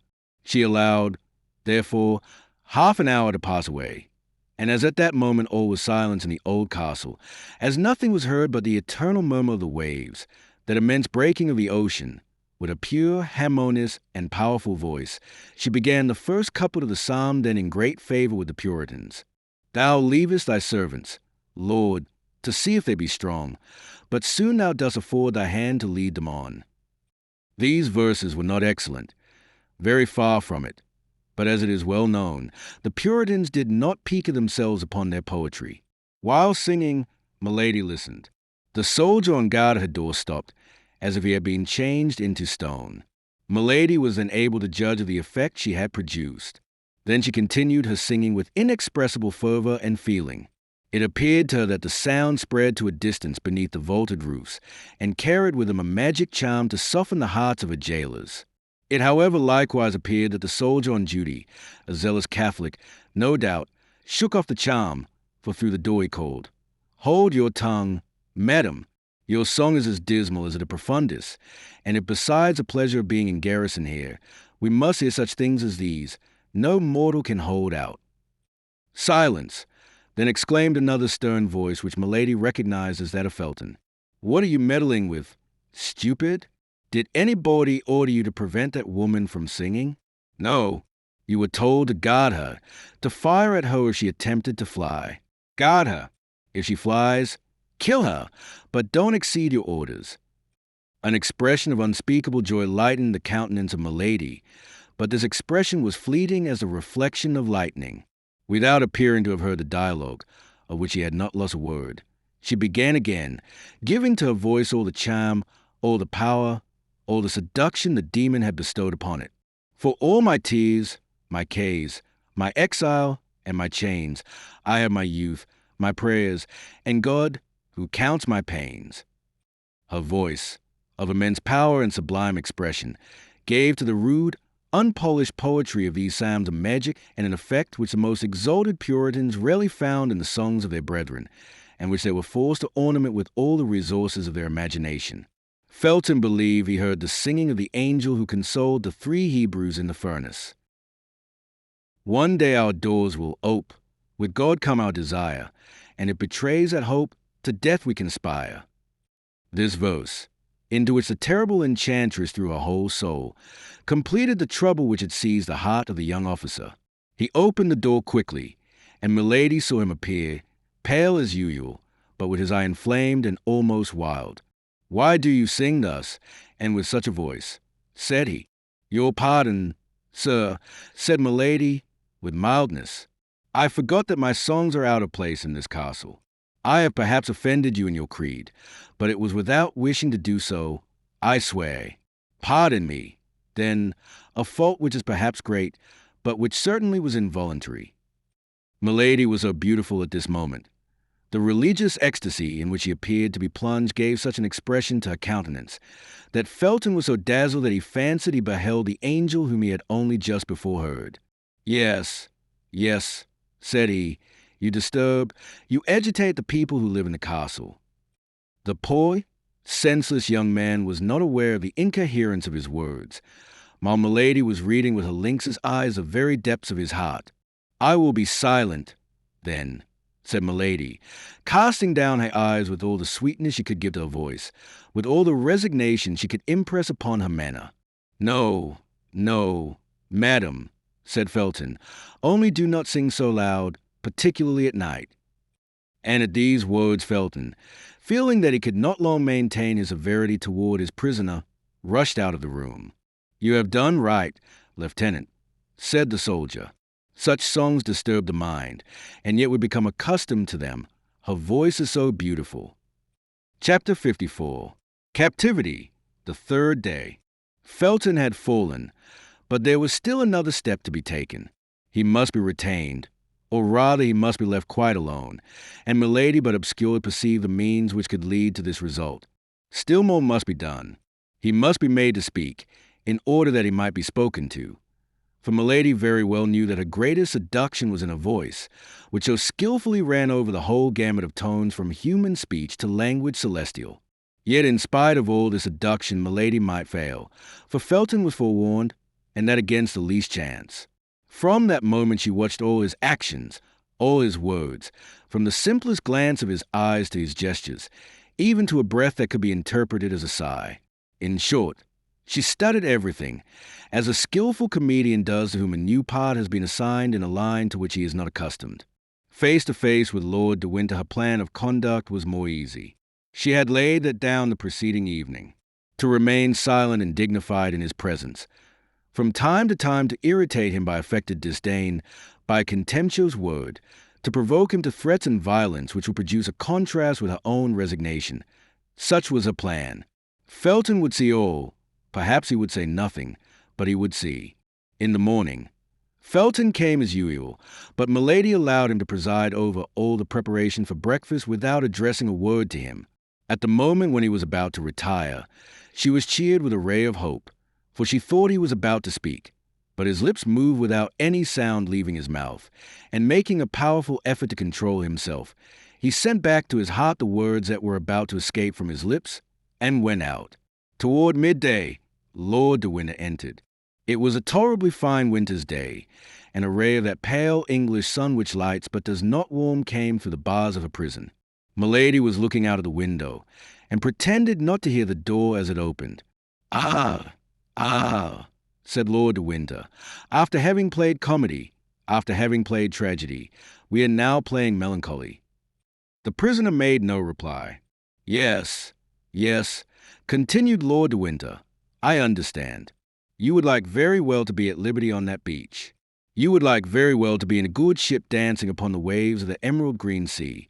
You would like very well, either on land or on the ocean, to lay for me one of those nice little ambuscades you are so skillful in planning. Patience, patience. In 4 days' time the shore will be beneath your feet. The sea will be open to you, more open than will perhaps be agreeable to you, for in 4 days England will be relieved of you. Milady folded her hands, and raising her fine eyes toward heaven, Lord, Lord, said she, with an angelic meekness of gesture and tone, pardon this man, as I myself pardon him. Yes, pray, accursed woman, cried the baron. Your prayer is so much the more generous from your being, I swear to you, in the power of a man who will never pardon you. And he went out. At the moment he went out, a piercing glance darted through the opening of the nearly closed door, and she perceived Felton, who drew quickly to one side to prevent being seen by her. Then she threw herself upon her knees, and began to pray. My God, said she, thou knowest in what holy cause I suffer. Give me, then, strength to suffer. The door opened gently. The beautiful supplicant pretended not to hear the noise, and in a voice broken by tears, she continued, God of vengeance, God of goodness, wilt thou allow the frightful projects of this man to be accomplished? Then only she pretended to hear the sound of Felton's steps, and rising quick as thought, she blushed as if ashamed of being surprised on her knees. I do not like to disturb those who pray. Madam, said Felton, seriously, do not disturb yourself on my account, I beseech you. How do you know I was praying, sir? Said Milady, in a voice broken by sobs. You were deceived? Sir, I was not praying. Do you think? Then, madam, replied Felton, in the same serious voice, but with a milder tone, do you think I assume the right of preventing a creature from prostrating herself before her Creator? God forbid. Besides, repentance becomes the guilty, whatever crimes it may have committed. For me the guilty are sacred at the feet of God. Guilty? I? Said Milady, with a smile which might have disarmed the angel of the last judgment. Guilty?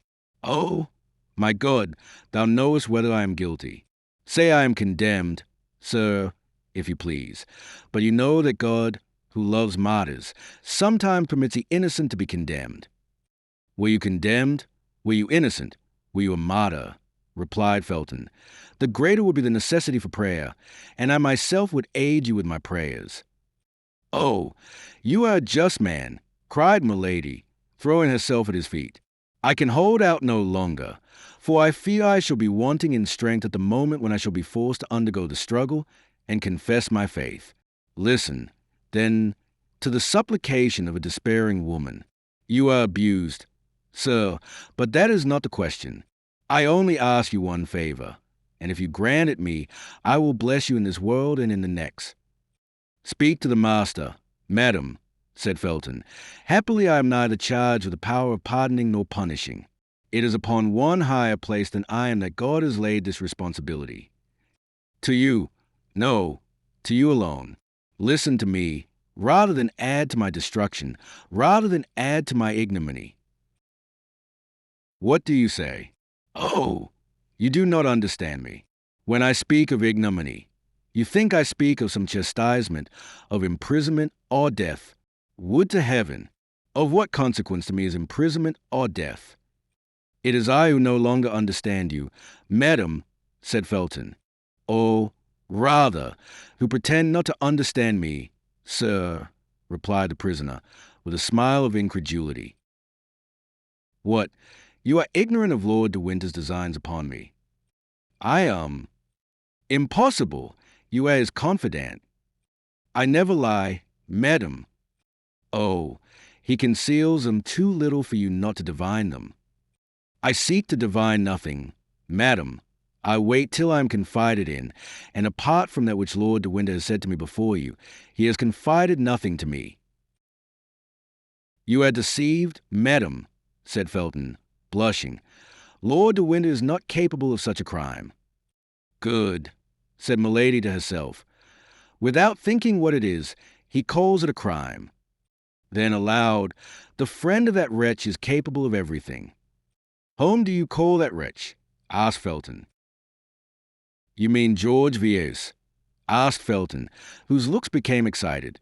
Pagans and unbelieving Gentiles called Duke of Buckingham, replied Milady.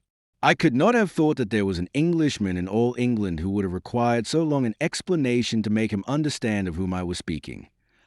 The hand of the Lord is stretched over him, said Felton. He will not escape the chastisement he deserves.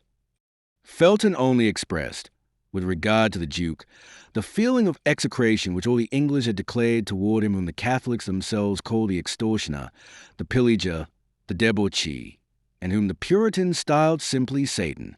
Oh, my God, cried Milady, when I supplicate thee to pour upon this man the chastisement which is his due, thou knowest it is not my own vengeance I pursue, but the deliverance of a whole nation that I implore. Do you know him? Then asked Felton. At length he interrogates me, said Milady to herself, at the height of joy at having obtained so quickly such a great result. Oh, know him? Yes, to my misfortune, to my eternal misfortune. And Milady twisted her arms as if in a paroxysm of grief. Felton no doubt felt within himself that his strength was abandoning him, and he made several steps toward the door. But the prisoner, whose eye never left him, sprang in pursuit of him and stopped him. So, cried she, be kind, be clement, listen to my prayer. That knife, which the fatal prudence of the Baron deprived me of, because he knows the use I would make of it. Oh, hear me to the end. That knife, give it to me for a minute only, for mercy's, for pity's sake. I will embrace your knees. You shall shut the door that you may be certain I contemplate no injury to you. My God, to you, the only just, good, and compassionate being I have met with. To you, my preserver, perhaps 1 minute that knife, 1 minute, a single minute, and I will restore it to you through the grating of the door. Only 1 minute, Mr. Felton, and you will have saved my honor. To kill yourself, cried Felton, with terror, forgetting to withdraw his hands from the hands of the prisoner. To kill yourself. I have told, sir, murmured Milady, lowering her voice and allowing herself to sink overpowered to the ground. I have told my secret. He knows all. My God, I am lost. He still doubts, thought Milady. I have not been earnest enough. Someone was heard in the corridor. Milady recognized the step of Lord de Winter. Felton recognized it also, and made a step toward the door. Milady sprang toward him. Oh, not a word, said she in a concentrated voice. Not a word of all that I have said to you to this man, or I am lost, and it would be you. Then as the steps drew near, she became silent for fear of being heard, applying, with a gesture of infinite terror, her beautiful hand to Felton's mouth.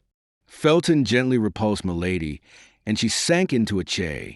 Lord de Winter passed before the door without stopping, and they heard the noise of his footsteps soon die away. Felton, as pale as death, remained some instants with his head bent and listening. Then, when the sound was quite extinct, he breathed like a man awaking from a dream, and rushed out of the apartment. Ow! Said Milady, listening in a turn to the noise of Felton's steps, which withdrew in a direction opposite to those of Lord de Winter. At length you are mine. Then her brow darkened. If he tells the Baron, said she, I am lost, for the Baron, who knows very well that I shall not kill myself, will place me before him with a knife in my hand, and he will discover that all this despair is but acted. She placed herself before the glass, and regarded herself attentively. Never had she appeared more beautiful. Oh, yes, said she, smiling, but we won't tell him. In the evening Lord de Winter accompanied the supper. So, said Milady, is your presence an indispensable accessory of my captivity? Could you not spare me the increase of torture which your visits cause me? How? Dear sister, said Lord de Winter, did not you sentimentally inform me with that pretty mouth of yours, so cruel to me today, that you came to England solely for the pleasure of seeing me at your ease, an enjoyment of which you told me you so sensibly felt the deprivation that you had risked everything for it? Seasickness, tempest, captivity? Well, here I am. Be satisfied. Besides, this time my visit has a motive. Milady trembled. She thought Felton had told all. Perhaps never in her life had this woman, who had experienced so many opposite and powerful emotions, felt her heart beat so violently. She was seated. Lord de Winter took a chair, drew it toward her, and sat down close beside her. Then, taking a paper out of his pocket, he unfolded it slowly. "Hey," said he, "I want to show you the kind of passport which I have drawn up, and which will serve you henceforward as a rule of order in the life I consent to leave you." Then, turning his eyes from Milady to the paper, he read, "Order to conduct. The name is blank," interrupted Lord de Winter. "If you have any preference, you can point it out to me, and if it be not within 1,000 leagues of London, attention will be paid to your wishes. I will begin again. Then, order to conduct to the person named Charlotte Backson, branded by the justice of the kingdom of France, but liberated after chastisement. She is to dwell in this place without ever going more than 3 leagues from it. In case of any attempt to escape, the penalty of death is to be applied. She will receive 5 shillings per day for lodging and food." "That order does not concern me," replied Milady, coldly, "since it bears another name than mine." "A name? Have you a name, then?" "I bear that of your brother." "Ay, but you are mistaken. My brother is only your second husband, and your first is still living. Tell me his name, and I will put it in the place of the name of Charlotte Backson." "No? You will not? You are silent? Well, then you must be registered as Charlotte Backson." Milady remained silent. Only this time it was no longer from affectation, but from terror. She believed the order ready for execution. She thought that Lord de Winter had hastened her departure. She thought she was condemned to set off that very evening. Everything in her mind was lost for an instant, when all at once she perceived that no signature was attached to the order. The joy she felt at this discovery was so great she could not conceal it. "Yes, yes," said Lord de Winter, who perceived what was passing in her mind. "Yes, you look for the signature, and you say to yourself, 'All is not lost, for that order is not signed. It is only shown to me to terrify me. That's all.' You are mistaken. Tomorrow this order will be sent to the Duke of Buckingham. The day after tomorrow it will return signed by his hand and marked with his seal, and 24 hours afterward I will answer for its being carried into execution. Adieu, madam. That is all I had to say to you. And I reply to you, sir, that this abuse of power, this exile under a fictitious name, are infamous. Would you like better to be hanged in your true name, Milady? You know that the English laws are inexorable on the abuse of marriage. Speak freely. Although my name, or rather that of my brother, will be mixed up with the affair, I will risk the scandal of a public trial to make myself certain of getting rid of you." Milady made no reply, but became as pale as a corpse. "Oh, I see you prefer peregrination. That's well, madam, and there's an old proverb that says, 'Traveling trains youth.' My faith, you are not wrong after all, and life is sweet. That's the reason why I take such care you shall not deprive me of mine. There only remains, then, the question of the 5 shillings to be settled. You think me rather parsimonious, don't you? That's because I don't care to leave you the means of corrupting your jailers. Besides, you will always have your charms left to seduce them with. Employ them, if you're checked with regard to Felton has not disgusted you with attempts of that kind." "Felton has not told him," said Milady to herself. "Nothing is lost, then. And now, madam, till I see you again, tomorrow I will come and announce to you the departure of my messenger." Lord de Winter rose, saluted her ironically, and went out. A terrible idea, however, rushed into her mind. She thought that Lord de Winter would perhaps send Felton himself to get the order signed by the Duke of Buckingham. In that case, Felton would escape her, for in order to secure success, the magic of a continuous seduction was necessary. Nevertheless, as we have said, one circumstance reassured her. Felton had not spoken. As she would not appear to be agitated by the threats of Lord de Winter, she placed herself at the table and ate. Then, as she had done the evening before, she fell on her knees and repeated her prayers aloud. As on the evening before, the soldier stopped his march to listen to her. Soon after she heard lighter steps than those of the sentinel, which came from the end of the corridor and stopped before her door. But although her voice, sweet, full, and sonorous, vibrated as harmoniously and as affectingly as ever, the door remained shut. It appeared, however, to Milady that in one of the furtive glances she darted from time to time at the grating of the door, she thought she saw the ardent eyes of the young man through the narrow opening. But whether this was reality or vision, he had this time sufficient self-command not to enter.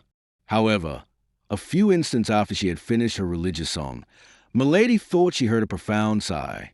Then the same step she had heard approach slowly withdrew, as if with regret. Chapter 55, Captivity, the fourth day. The next day, when Felton entered Milady's apartment, he found her standing, mounted upon a chair, holding in her hands a cord made by means of torn cambric handkerchiefs, twisted into a kind of rope one with another, and tied at the ends. At the noise Felton made in entering, Milady leaped lightly to the ground, and tried to conceal behind her the improvised cord she held in her hand.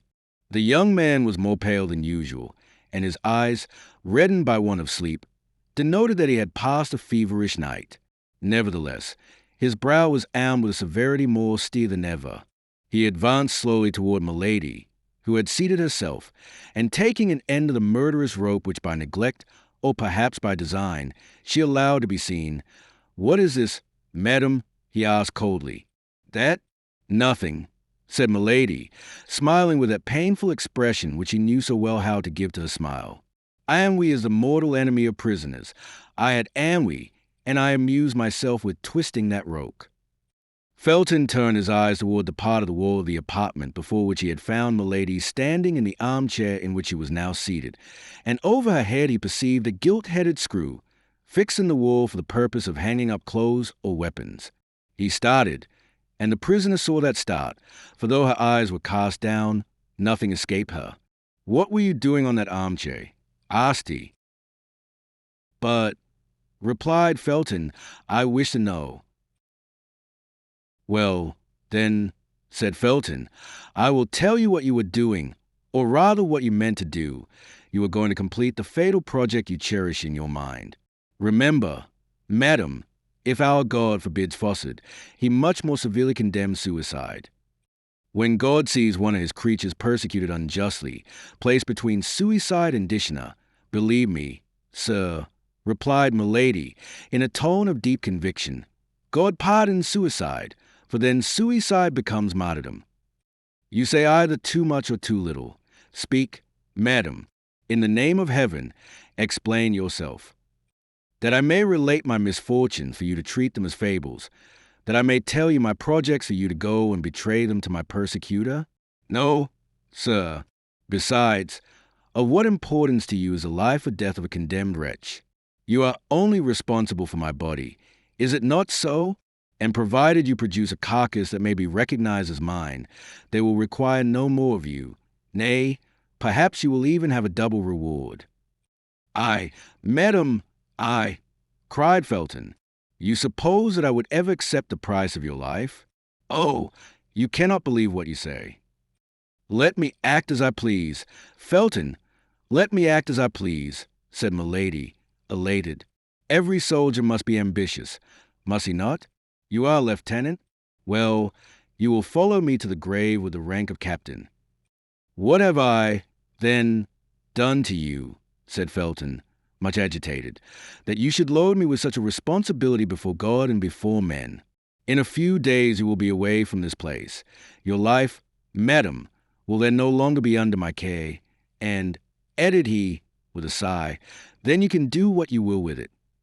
"So," cried Milady, as if she could not resist giving utterance to a holy indignation, "you, a pious man, you, a cold, a just man, you ask but one thing, and that is that you may not be inculpated, annoyed by my death.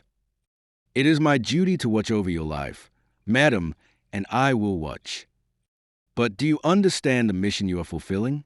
Cruel enough, if I am guilty, but what name can you give it? What name will the Lord give it, if I am innocent? I am a soldier, madam, and fulfill the orders I have received.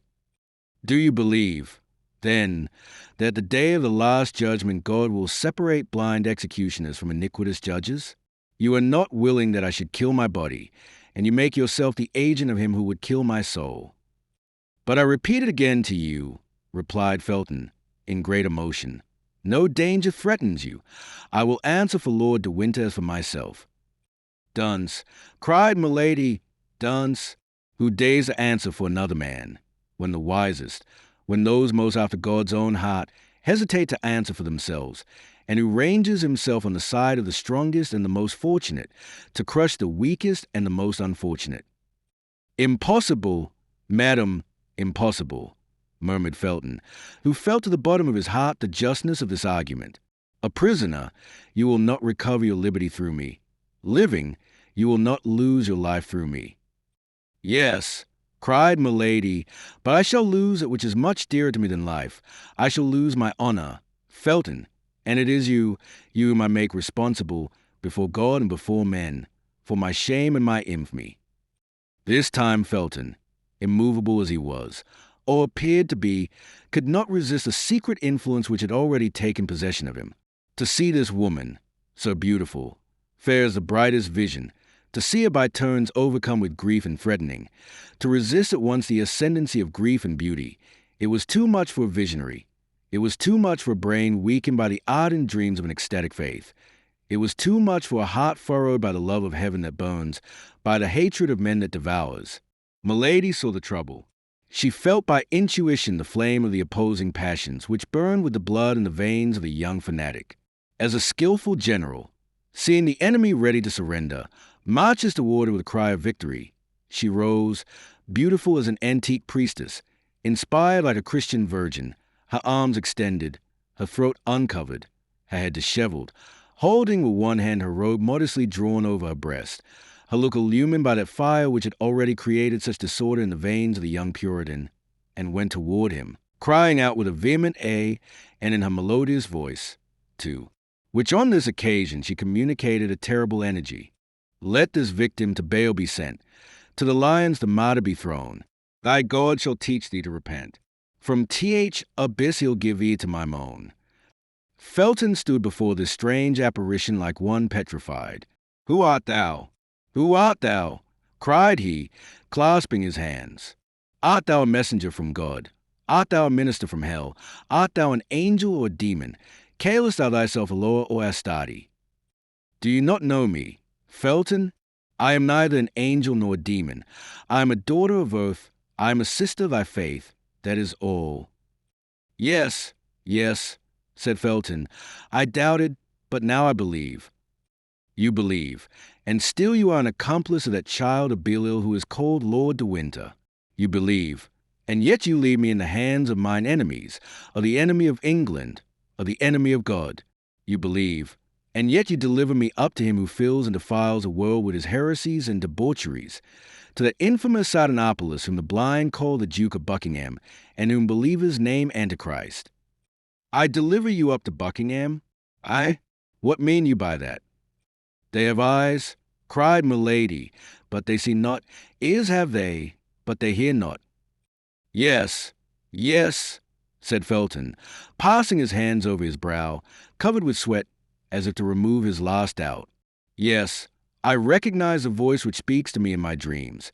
Yes, I recognize the features of the angel who appears to me every night, crying to my soul, which cannot sleep, strike, save England, save thyself, for thou wilt die without having appeased God. Speak, speak, cried Felton. I can understand you now. A flash of terrible joy, but rapid as thought, gleamed from the eyes of Milady. However fugitive this homicide flash, Felton saw it, and started as if its light had revealed the abysses of this woman's heart. He recalled, all at once, the warnings of Lord de Winter, the seductions of Milady, her first attempts after her arrival. He drew back a step, and hung down his head, without, however, ceasing to look at her, as if, fascinated by this strange creature, he could not detach his eyes from her eyes. Milady was not a woman to misunderstand the meaning of this hesitation. Under her apparent emotions, her icy coolness never abandoned her. Before Felton replied, and before she should be forced to resume this conversation, so difficult to be sustained in the same exalted tone, she let her hands fall, and as if the weakness of the woman overpowered the enthusiasm of the inspired fanatic, she said, "But no, it is not for me to be the Judith to deliver Bethulia from this Holofernes. The sword of the Eternal is too heavy for my arm. Allow me, then, to avoid dishonor by death. Let me take refuge in martyrdom. I do not ask you for liberty, as a guilty one would, nor for vengeance, as would a pagan. Let me die, that is all. I supplicate you, I implore you on my knees. Let me die, and my last sigh shall be a blessing for my preserver." Hearing that voice, so sweet and suppliant, seeing that look, so timid and downcast, Felton reproached himself. By degrees the enchantress had clothed herself with that magic adornment which he assumed and threw aside at will, that is to say, beauty, meekness, and tears, and above all, the irresistible attraction of mystical voluptuousness, the most devouring of all voluptuousness. "Alas," said Felton, "I can do but one thing, which is to pity you if you prove to me you are a victim. But Lord de Winter makes cruel accusations against you. You are a Christian. You are my sister in religion. I feel myself drawn toward you. I, who have never loved anyone but my benefactor. I, who have met with nothing but traitors and impious men. But you, madam, so beautiful in reality, you, so pure in appearance, must have committed great iniquities for Lord de Winter to pursue you thus." "They have eyes," repeated Milady, with an accent of indescribable grief, "but they see not. Ears have they, but they hear not." "But," cried the young officer, "speak, then, speak." "Confide my shame to you," cried Milady, with a blush of modesty upon her countenance, "for often the crime of one becomes the shame of another. Confide my shame to you, a man, and I a woman? Oh," continued she, placing her hand modestly over her beautiful eyes, "never, never, I could not." "To me, to a brother?" said Felton. Milady looked at him for some time with an expression which the young man took for doubt, but which, however, was nothing but observation, or rather the wish to fascinate. Felton, in his turn a suppliant, clasped his hands. "Well, then," said Milady, "I confide in my brother. I will dare to." At this moment the steps of Lord de Winter were heard. But this time the terrible brother-in-law of Milady did not content himself, as on the preceding day, with passing before the door and going away again. He paused, exchanged 2 words with the sentinel. Then the door opened, and he appeared. During the exchange of these 2 words, Felton drew back quickly, and when Lord de Winter entered, he was several paces from the prisoner. The Baron entered slowly, sending a scrutinizing glance from Milady to the young officer. "You have been here a very long time, John," said he. "Has this woman been relating her crimes to you? In that case, I can comprehend the length of the conversation." Felton started, and Milady felt she was lost if she did not come to the assistance of the disconcerted Puritan. "Ah, you fear your prisoner should escape," said she. "Well, ask your worthy jailer what favor I this instant solicited of him." "You demanded a favor," said the Baron, suspiciously. "Yes, my lord," replied the young man, confused. "And what favor, pray?" asked Lord de Winter. "A knife, which you would return to me through the grating of the door a minute after she had received it," replied Felton. "There is someone, then, concealed here whose throat this amiable lady is desirous of cutting," said de Winter, in an ironical, contemptuous tone. "There is myself," replied Milady. "I have given you the choice between America and Tyburn," replied Lord de Winter. "Choose Tyburn, madam. Believe me, the cord is more certain than the knife." Felton grew pale, and made a step forward, remembering that at the moment he entered Milady had a rope in her hand. "You are right," said she. "I have often thought of it." Then she added in a low voice, "And I will think of it again." Felton felt a shudder run to the marrow of his bones. Probably Lord de Winter perceived this emotion. "Mistrust yourself, John," said he. "I have placed reliance upon you, my friend. Beware, I have warned you. But be of good courage, my lad. In 3 days we shall be delivered from this creature, and where I shall send her she can harm nobody." "You hear him," cried Milady, with vehemence, so the Baron might believe she was addressing heaven, and that Felton might understand she was addressing him. Felton lowered his head and reflected. The Baron took the young officer by the arm and turned his head over his shoulder, so as not to lose sight of Milady till he was gone out. "Well," said the prisoner, when the door was shut, "I am not so far advanced as I believed. De Winter has changed his usual stupidity into a strange prudence. It is a desire of vengeance, and how desire molds a man. As to Felton, he hesitates. Ah! He is not a man like that cursed D'Artagnan. A Puritan only adores virgins, and he adores them by clasping his hands. A musketeer loves women, and he loves them by clasping his arms round them." Milady waited, then, with much impatience, for she feared the day would pass away without her seeing Felton again. At last, in an hour after the scene we have just described, she heard someone speaking in a low voice at the door. Presently the door opened, and she perceived Felton. The young man advanced rapidly into the chamber, leaving the door open behind him, and making a sign to Milady to be silent. His face was much agitated. "What do you want with me?" said she. "Listen," replied Felton in a low voice. "I have just sent away the sentinel that I might remain here without anybody knowing it, in order to speak to you without being overheard. The Baron has just related a frightful story to me." Milady assumed a smile of a resigned victim, and shook her head. "Either you are a demon," continued Felton, "or the Baron, my benefactor, my father, is a monster. I have known you 4 days. I have loved him 4 years. I therefore may hesitate between you. Be not alarmed at what I say. I want to be convinced. Tonight, after 12, I will come and see you, and you shall convince me." "No, Felton, no, my brother," said she. "The sacrifice is too great, and I feel what it must cost you.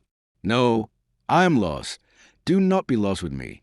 My death will be much more eloquent than my life, and the silence of the corpse will convince you much better than the words of the prisoner." "Be silent, madam," cried Felton, "and do not speak to me thus. I came to entreat you to promise me upon your honor, to swear to me by what you hold most sacred, that you will make no attempt upon your life." "I will not promise," said Milady, "for no one has more respect for a promise or an oath than I have, and if I make a promise I must keep it." "Well," said Felton, "only promise till you have seen me again. If, when you have seen me again, you still persist, well, then you shall be free, and I myself will give you the weapon you desire." "Well," said Milady, "for you I will wait." "Swear." "I swear it, by our God. Are you satisfied?" "Well," said Felton, "till tonight." And he darted out of the room, shut the door, and waited in the corridor, the soldier's half-pike in his hand, and as if he had mounted guard in his place. The soldier returned, and Felton gave him back his weapon. Then, through the grating to which he had drawn near, Milady saw the young man make a sign with delirious fervor, and depart in an apparent transport of joy. As for her, she returned to her place with a smile of savage contempt upon her lips, and repeated, blaspheming, that terrible name of God, by whom she had just sworn without ever having learned to know him. "My God," said she, "what a senseless fanatic! My God, it is I, and this fellow who will help me to avenge myself."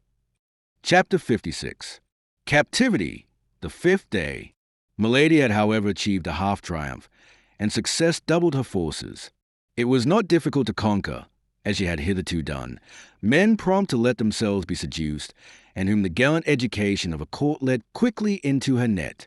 Milady was handsome enough not to find much resistance on the part of the flesh, and she was sufficiently skillful to prevail over all the obstacles of the mind. But this time she had contend with an unpolished nature, concentrated and insensible by force of austerity. Religion and its observances had made Felton a man inaccessible to ordinary seductions. There fermented in that sublimated brain plans so vast, projects so tumultuous, that there remained no room for any capricious or material love, that sentiment which is fed by leisure and grows with corruption. Milady had, then, made a breach by a false virtue in the opinion of a man horribly prejudiced against her, and by a beauty in the heart of a man hitherto chaste and pure. In short, she had taken the measure of motives hitherto unknown to herself, through this experiment, made upon the most rebellious subject that nature and religion could submit to her study. Many a time, nevertheless, during the evening she despaired of fate and of herself. She did not invoke God, we very well know, but she had faith in the genius of evil, that immense sovereignty which reigns in all the details of human life, and by which, as in the Arabian fable, a single pomegranate seed is sufficient to reconstruct a ruined world. Milady, being well prepared for the reception of Felton, was able to erect her batteries for the next day. She knew she had only 2 days left, that when once the order was signed by Buckingham, and Buckingham would sign it the more readily from its bearing a false name, and he could not, therefore, recognize the woman in question, once this order was signed, we say, the baron would make her embark immediately, and she knew very well that women condemned to exile employ arms much less powerful in their seductions than the pretendedly virtuous woman whose beauty is lighted by the sun of the world, whose style the voice of fashion lords, and whom a halo of aristocracy gilds with enchanting splendors. To be a woman condemned to a painful and disgraceful punishment is no impediment to beauty, but it is an obstacle to the recovery of power. Like all persons of real genius, Milady knew what suited her nature and her means. Poverty was repugnant to her. Degradation took away 2/3 of her greatness. Milady was only a queen while among queens. The pleasure of satisfied pride was necessary to her domination. To command inferior beings was rather a humiliation than a pleasure for her. She should certainly return from her exile. She did not doubt that a single instant. But how long might this exile last? For an active, ambitious nature, like that of Milady, days not spent in climbing are inauspicious days. What word, then, can be found to describe the days which they occupy in descending? To lose a year, 2 years, 3 years, is the talk of an eternity. To return after the death or disgrace of the cardinal, perhaps. To return when D'Artagnan and his friends, happy and triumphant, should have received from a queen the reward they had well acquired by the services they had rendered her. These were devouring ideas that a woman like Milady could not endure. For the rest, the storm which raged within her doubled her strength, and she would have burst the walls of a prison if her body had been able to take for a single instant the proportions of a mind. Then that which spurred her on additionally in the midst of all this was the remembrance of the cardinal.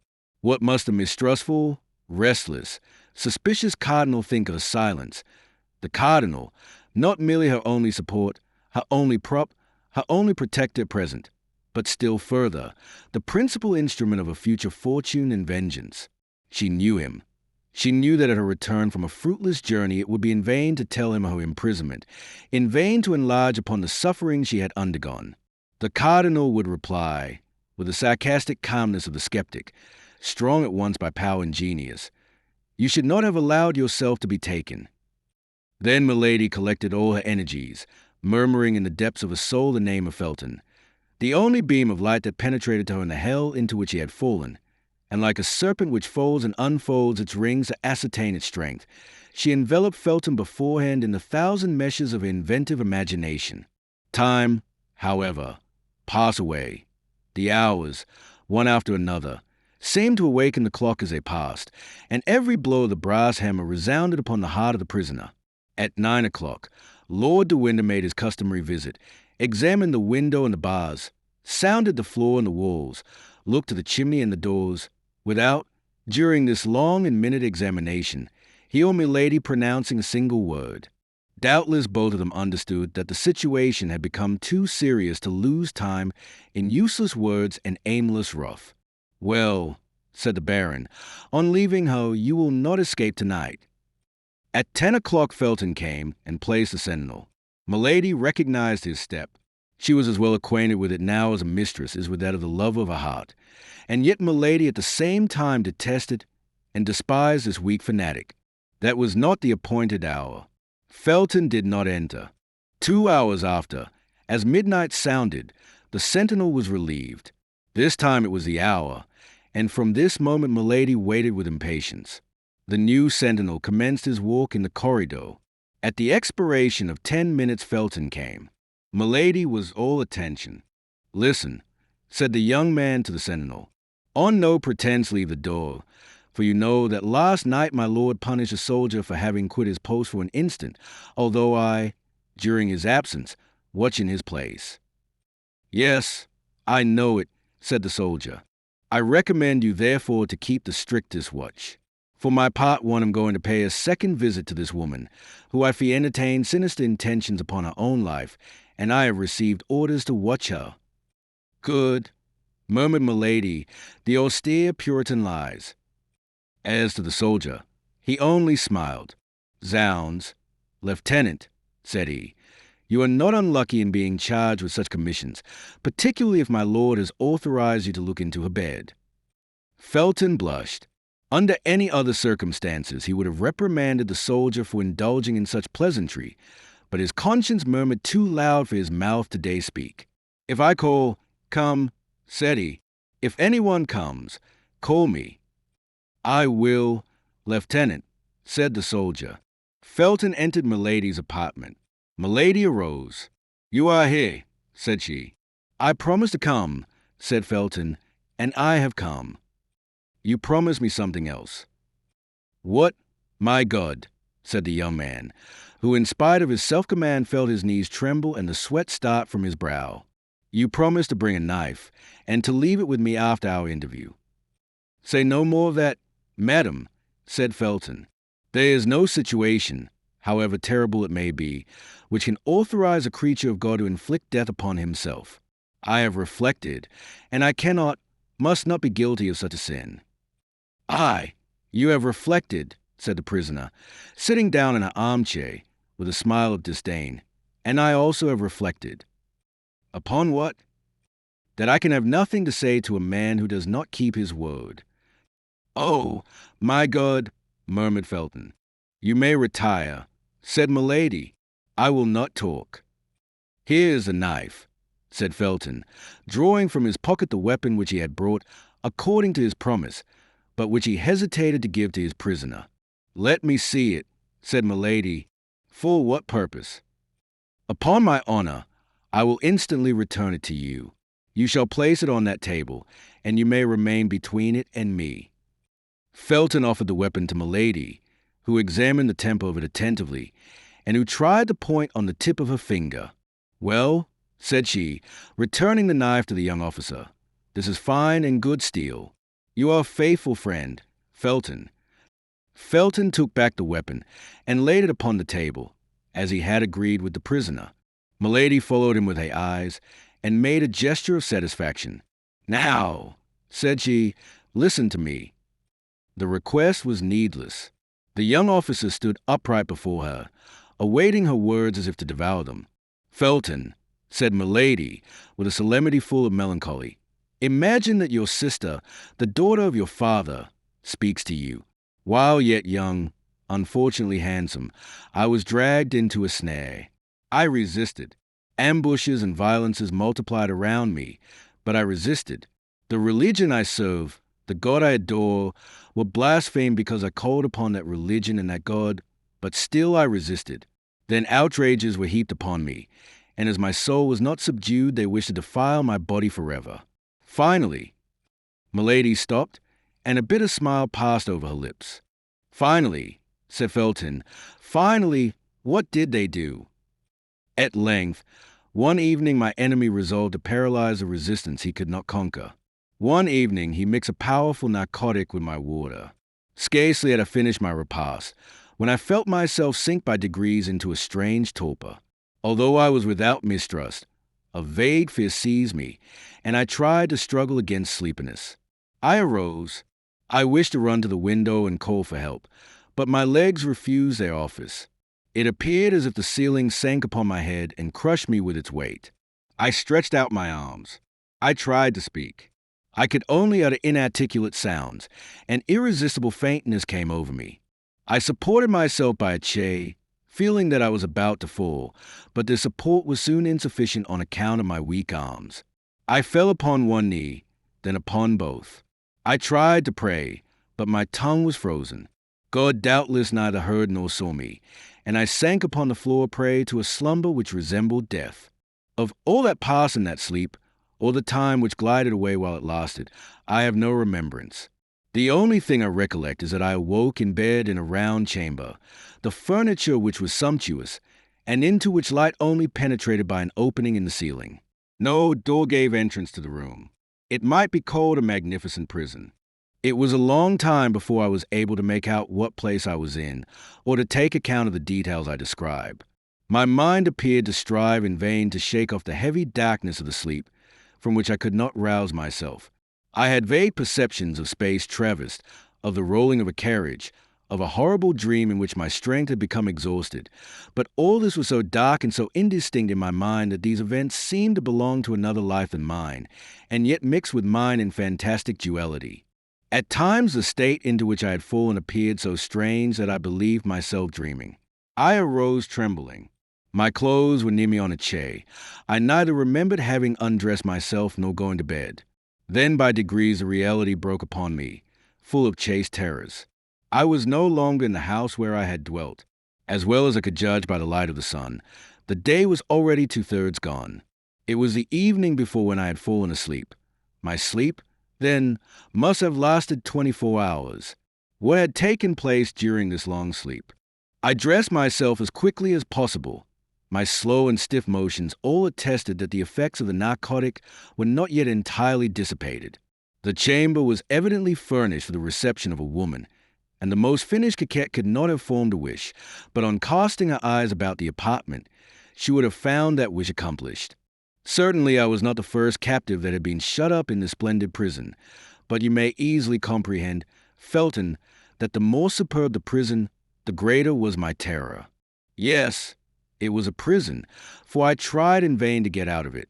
I sounded all the walls, in the hopes of discovering a door, but everywhere the walls returned a full and flat sound.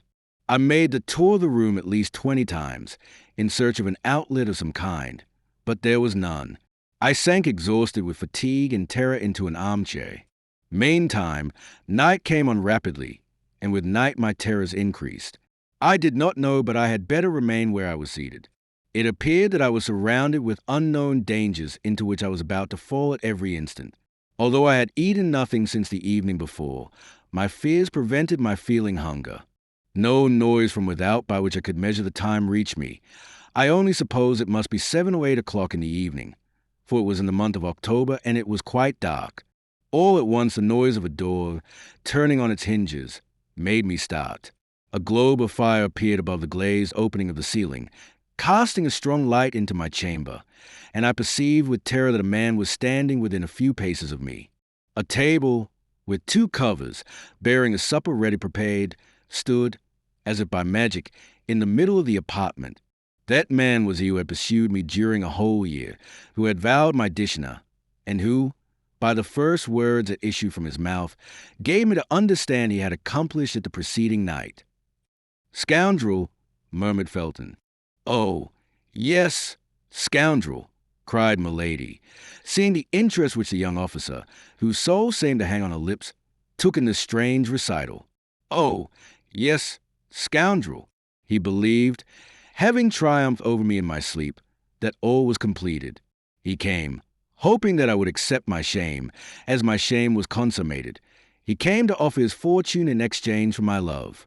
All that the heart of a woman could contain of haughty contempt and disdainful words, I poured out upon this man. Doubtless he was accustomed to such reproaches, for he listened to me calm and smiling, with his arms crossed over his breast. Then, when he thought I had said all, he advanced toward me. I sprang toward the table. I seized a knife. I placed it to my breast.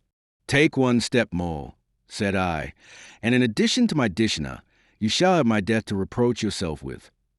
There was no doubt in my look, my voice, my whole person, the sincerity of gesture, of attitude, of accent, which carries conviction to the most perverse minds, for he paused.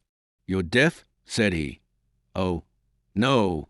You are too charming a mistress to allow me to consent to lose you thus, after I have had the happiness to possess you only a single time. Adieu, my charmer. I will wait to pay you my next visit, till you are in a better humor." At these words he blew a whistle. The globe of fire which lighted the room reascended and disappeared. I found myself again in complete darkness. The same noise of a door opening and shutting was repeated the instant afterward. The flaming globe descended afresh, and I was completely alone. This moment was frightful. If I had any doubts as to my misfortune, these doubts had vanished in an overwhelming reality. I was in the power of a man whom I not only detested, but despised, of a man capable of anything, and who had already given me a fatal proof of what he was able to do. But who, then, was this man? Asked Felton. I passed the night on a chair, starting at the least noise, for toward midnight the lamp went out, and I was again in darkness. But the night passed away without any fresh attempt on the part of my persecutor. Day came. The table had disappeared, only I had still the knife in my hand. This knife was my only hope. I was worn out with fatigue. Sleeplessness inflamed my eyes. I had not dared to sleep a single instant.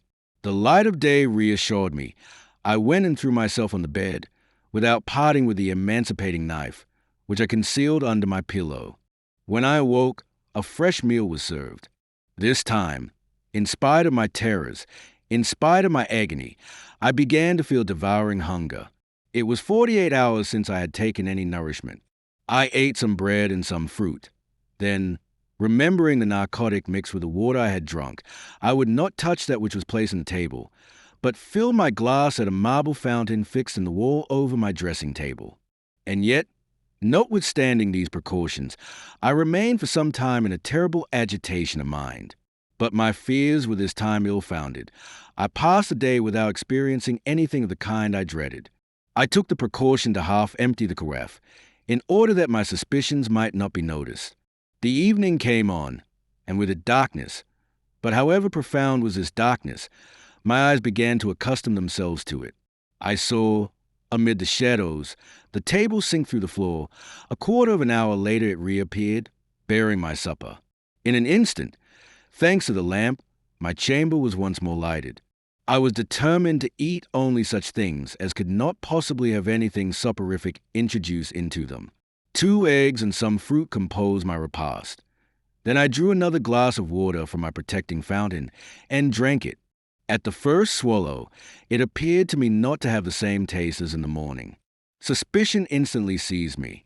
I paused, but I had already drunk half a glass. I threw the rest away with horror and waited, with a dew of fear upon my brow.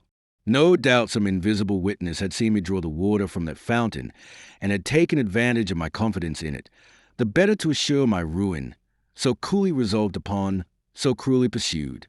Half an hour had not passed when the same symptoms began to appear, but as I had only drunk half a glass of the water, I contended longer, and instead of falling entirely asleep, I sank into a state of drowsiness which left me a perception of what was passing around me, while depriving me of the strength either to defend myself or to fly. I dragged myself toward the bed to seek the only defense I had left, my saving knife, but I could not reach the bolster. I sank on my knees, my hands clasped round one of the bedposts. Then I felt that I was lost. Felton became frightfully pale, and a convulsive tremor crept through his whole body. And what was most frightful, continued Milady, her voice altered, as if she still experienced the same agony as at that awful minute, was that at this time I retained a consciousness of the danger that threatened me, was that my soul, if I may say so, waked in my sleeping body, was that I saw, that I heard. It is true that all was like a dream, but it was not the less frightful. I saw the lamp ascend and leave me in darkness. Then I heard the well-known creaking of the door, though I had heard that door open but twice. I felt instinctively that someone approached me. It is said that the doomed wretch in the deserts of America thus feels the approach of the serpent. I wished to make an effort. I attempted to cry out. By an incredible effort of will I even raise myself up, but only to sink down again immediately, and to fall into the arms of my persecutor. "Tell me who this man was," cried the young officer. Milady saw at a single glance all the painful feelings she inspired in Felton by dwelling on every detail of her recital, but she would not spare him a single pang. The more profoundly she wounded his heart, the more certainly he would avenge her. She continued. Then, as if she had not heard his exclamation, or as if she thought the moment was not yet come to reply to it, only this time it was no longer an inert body, without feeling, that the villain had to deal with. I have told you that without being able to regain the complete exercise of my faculties, I retained the sense of my danger. I struggled, then, with all my strength, and doubtless opposed, weak as I was, a long resistance, for I heard him cry out, "These miserable Puritans!" I knew very well that they tired out their executioners, but I did not believe them so strong against their lovers. Alas, this desperate resistance could not last long. I felt my strength fail, and this time it was not my sleep that enabled the coward to prevail, but my swoon. Felton listened without uttering any word or sound, except an inward expression of agony. The sweat streamed down his marble forehead, and his hand, under his coat, tore his breast. My first impulse, on coming to myself, was to feel under my pillow for the knife I had not been able to reach. If it had not been useful for defense, it might at least serve for expiation. But on taking this knife, Felton, a terrible idea occurred to me. I have sworn to tell you all, and I will tell you all. I have promised you the truth. I will tell it, were it to destroy me. The idea came into your mind to avenge yourself on this man, did it not? Cried Felton. Yes, said Milady. The idea was not that of a Christian, I knew, but without doubt, that eternal enemy of our souls, that lion roaring constantly around us, breathed it into my mind. In short, what shall I say to you, Felton? Continued Milady, in the tone of a woman accusing herself of a crime. This idea occurred to me, and did not leave me. It is of this homicidal thought that I now bear the punishment. Continue, said Felton. I am eager to see you attain your vengeance. Oh, I resolved that it should take place as soon as possible. I had no doubt he would return the following night. During the day I had nothing to fear. When the hour of breakfast came, therefore, I did not hesitate to eat and drink. I had determined to make believe sup, but to eat nothing. I was forced, then, to combat the fast of the evening with the nourishment of the morning. Only I concealed a glass of water, which remained after my breakfast, thirst having been the chief of my sufferings when I remained 48 hours without eating or drinking. The day passed away without having any other influence on me than to strengthen the resolution I had formed. Only I took care that my face should not betray the thoughts of my heart, for I had no doubt I was watched. Several times, even, I felt a smile on my lips. Felton, I dare not tell you at what idea I smiled. You would hold me in horror. Go on, said Felton. You see plainly that I listen and that I am anxious to know the end. Evening came. The ordinary events took place. During the darkness, as before, my supper was brought, then the lamp was lighted, and I sat down to table. I only ate some fruit. I pretended to pour out water from the jug, but I only drank that which I had saved in my glass. The substitution was made so carefully that my spies, if I had any, could have no suspicion of it. After supper I exhibited the same marks of languor as on the preceding evening. But this time, as I yielded to fatigue, or as if I had become familiarized with danger, I dragged myself toward my bed, let my robe fall, and lay down. I found my knife where I had placed it, under my pillow, and while feigning to sleep, my hand grasped the handle of it convulsively. 2 hours passed away without anything fresh happening. Oh, my God, who could have said so the evening before? I began to fear that he would not come. At length I saw the lamp rise softly and disappear in the depths of the ceiling. My chamber was filled with darkness and obscurity, but I made a strong effort to penetrate this darkness and obscurity. Nearly 10 minutes passed. I heard no other noise but the beating of my own heart. I implored heaven that he might come. At length I heard the well-known noise of the door, which opened and shut. I heard, notwithstanding the thickness of the carpet, a step which made the floor creak. I saw, notwithstanding the darkness, a shadow which approached my bed. Haste, said Felton. Do you not see that each of your words burns me like molten lead? Then, continued Milady, then I collected all my strength. I recalled to my mind that the moment of vengeance, or rather, of justice, had struck. I looked upon myself as another Judith. I gathered myself up, my knife in my hand, and when I saw him near me, stretching out his arms to find his victim, then, With the last cry of agony and despair, I struck him in the middle of his breast. The miserable villain! He had foreseen all. His breast was covered with a coat of mail. The knife was bent against it. "Ah! Ah!" cried he, seizing my arm and wresting from me the weapon that had so badly served me. "You want to take my life, do you, my pretty Puritan? But that's more than dislike, that's ingratitude. Come, come, calm yourself, my sweet girl. I thought you had softened. I am not one of those tyrants who detain women by force. You don't love me. With my usual fatuity, I doubted it. Now I am convinced. Tomorrow you shall be free. I had but one wish. That was that he should kill me. Beware, said I, for my liberty is your Dishna. Explain yourself, my pretty Sibyl. Yes, for as soon as I leave this place, I will tell everything. I will proclaim the violence you have used toward me. I will describe my captivity. I will denounce this place of infamy. You are placed on high, my lord, but tremble. Above you there is a king. Above the king there is God. However perfect master he was over himself, my persecutor allowed a movement of anger to escape him. I could not see the expression of his countenance, but I felt the arm tremble upon which my hand was placed. Then you shall not leave this place, said he. Very well, cried I, then the place of my punishment will be that of my tomb. I will die here, and you will see if a phantom that accuses is not more terrible than a living being that threatens. You shall have no weapon left in your power. There is a weapon which despair has placed within the reach of every creature who has the courage to use it. I will allow myself to die with hunger. Come, said the wretch, is not peace much better than such a war as that? I will restore you to liberty this moment. I will proclaim you a piece of immaculate virtue. I will name you the Lucretia of England. And I will say that you are the Sextus.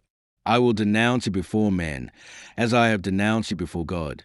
And if it be necessary that, like Lucretia, I should sign my accusation with my blood, I will sign it. Ah, said my enemy, in a jeering tone, that's quite another thing.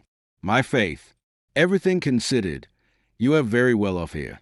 You shall want for nothing, and if you let yourself die of hunger, that will be your own fault. At these words he retired. I heard the door open and shut, and I remained overwhelmed, less, I confess it, by my grief than by the mortification of not having avenged myself. He kept his word. All the day, all the next night passed away without my seeing him again.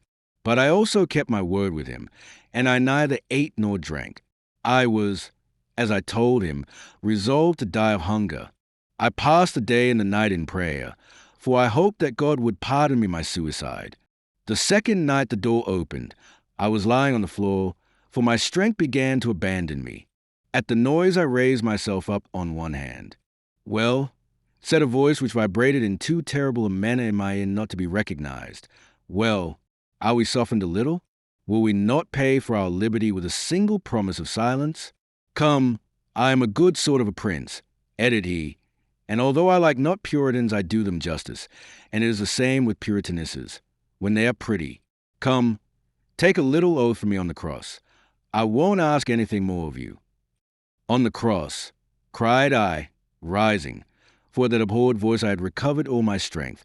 On the cross I swear that no promise, no menace, no force, no torture shall close my mouth. On the cross I swear to denounce you everywhere as a murderer, as a thief of honor, as a base coward. On the cross I swear, if I ever leave this place, to call down vengeance upon you from the whole human race. Beware, said the voice, in a threatening accent that I had never yet heard. I have an extraordinary means which I will not employ but in the last extremity to close your mouth, or at least to prevent anyone from believing a word you may utter. I mustered all my strength to reply to him with a burst of laughter. He saw that it was a merciless war between us, a war to the death. Listen, said he, I give you the rest of tonight and all day tomorrow. Reflect, promise to be silent, and riches, consideration, even honor, shall surround you. Threaten to speak, and I will condemn you to infamy. You, cried I, you, to interminable, ineffaceable infamy. You, repeated I, Oh, I declare to you, Felton, I thought him mad. Yes, yes, I, replied he. Oh, leave me, said I, begone, if you do not desire to see me dash my head against that wall before your eyes. Very well, it is your own doing. Till tomorrow evening, then, till tomorrow evening, then, replied I, allowing myself to fall, and biting the carpet with rage. Felton leaned for support upon a piece of furniture, and Milady saw, with the joy of a demon, that his strength would fail him perhaps before the end of a recital. Chapter 57. Mains for Classical Tragedy. After a moment of silence employed by Milady in observing the young man who listened to her, Milady continued her recital. It was nearly 3 days since I had eaten or drunk anything. I suffered frightful torments. At times there passed before me clouds which pressed my brow, which veiled my eyes. This was delirium. When the evening came, I was so weak that every time I fainted I thanked God, for I thought I was about to die. In the midst of one of these swoons I heard the door open. Terror recalled me to myself. He entered the apartment followed by a man in a mask. He was masked likewise, but I knew his step, I knew his voice, I knew him by that imposing bearing which hell has bestowed upon his person for the curse of humanity. Well, said he to me, have you made your mind up to take the oath I requested of you? You have said Puritans have but one word. Mine you have heard, and that is to pursue you, on earth to the tribunal of men, in heaven to the tribunal of God. You persist? Then I swear before the God who hears me, I will take the whole world as a witness of your crime, and that until I have found an avenger. You are a prostitute, said he, in a voice of thunder, and you shall undergo the punishment of prostitutes. Branded in the eyes of the world you invoke, try to prove to that world that you are neither guilty nor mad. Then, addressing the man who accompanied him, executioner, said he, do your duty. Oh, his name, cried Felton. His name, tell it me. Then in spite of my cries, in spite of my resistance, for I began to comprehend that there was a question of something worse than death, the executioner seized me, threw me on the floor, fastened me with his bonds, and suffocated by sobs, almost without sense, invoking God, who did not listen to me, I uttered all at once a frightful cry of pain and shame. A burning fire, a red-hot iron, the iron of the executioner, was imprinted on my shoulder. Felton uttered a groan. Hey, said Milady, rising with the majesty of a queen. Hey, Felton, behold the new martyrdom invented for a pure young girl, the victim of the brutality of a villain. Learn to know the heart of men, and henceforth make yourself less easily the instrument of their unjust vengeance. Milady, with a rapid gesture, opened her robe, tore the cambric that covered her bosom, and read with feigned anger and simulated shame, showed the young man the ineffaceable impression which dishonoured that beautiful shoulder. But, cried Felton, that is a fleur-de-lis which I see there. And therein consisted the infamy, replied Milady. The brand of England. It would be necessary to prove what tribunal had imposed it on me, and I could have made a public appeal to all the tribunals of the kingdom. But the brand of France. Oh, by that I was branded indeed. This was too much for Felton. Pale, motionless, overwhelmed by this frightful revelation, dazzled by the superhuman beauty of this woman who unveiled herself before him with an immodesty which appeared to him sublime, he ended by falling on his knees before her as the early Christians did before those pure and holy martyrs whom the persecution of the emperors gave up in the circus to the sanguinary sensuality of the populace. The brand disappeared. The beauty alone remained. Pardon, pardon, cried Felton. Oh, pardon. Milady read in his eyes love. Love, pardon for what? Asked she. Pardon me for having joined with your persecutors. Milady held out her hand to him. So beautiful, so young, cried Felton, covering that hand with his kisses. Milady let one of those looks fall upon him which make a slave of a king. Felton was a Puritan. He abandoned the hand of this woman to kiss her feet. He no longer loved her. He adored her. When this crisis was past, when Milady appeared to have resumed her self-possession, which she had never lost, When Felton had seen her recover with the veil of chastity those treasures of love which were only concealed from him to make him desire them the more ardently, he said, "Ah, now, I have only one thing to ask of you, that is, the name of your true executioner. For to me there is but one. The other was an instrument. That was all." "What, brother," cried Milady, "must I name him again? Have you not yet divined who he is?" "What?" cried Felton. He, always he. What, the truly guilty?" "The truly guilty," said Milady, "is the ravager of England, the persecutor of true believers, the base ravisher of the honor of so many women. He who, to satisfy a caprice of his corrupt heart, is about to make England shed so much blood, who protects the Protestants today and will betray them tomorrow." "Buckingham! It is, then, Buckingham!" cried Felton, in a high state of excitement. Milady concealed her face in her hands, as if she could not endure the shame which this name recalled to her. "Buckingham, the executioner of this angelic creature," cried Felton. "And thou hast not hurled thy thunder at him, my God, and thou hast left him noble, honored, powerful, for the ruin of us all." "God abandons him who abandons himself," said Milady. "But he will draw upon his head the punishment reserved for the damned," said Felton, with increasing exultation. "He wills that human vengeance should precede celestial justice. Men fear him and spare him." "I," said Felton, "I do not fear him, nor will I spare him." The soul of Milady was bathed in an infernal joy. "But how can Lord de Winter, my protector, my father," asked Felton, "possibly be mixed up with all this?" "Listen, Felton," resumed Milady, "for by the side of base and contemptible men there are often found great and generous natures. I had an affianced husband, a man whom I loved, and who loved me, a heart like yours, Felton, a man like you. I went to him and told him all. He knew me, that man did, and did not doubt an instant. He was a nobleman, a man equal to Buckingham in every respect. He said nothing. He only girded on his sword, wrapped himself in his cloak, and went straight to Buckingham Palace." Yes, said Felton, "I understand how he would act. But with such men it is not the sword that should be employed, it is the poniard." Buckingham had left England the day before, sent his ambassador to Spain to demand the hand of the Infanta for King Charles I, who was then only Prince of Wales.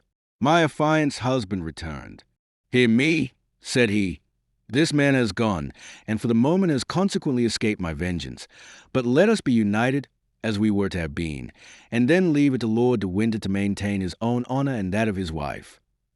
"Lord de Winter," cried Felton. "Yes," said Milady, "Lord de Winter, and now you can understand it all, can you not?" Buckingham remained nearly a year absent.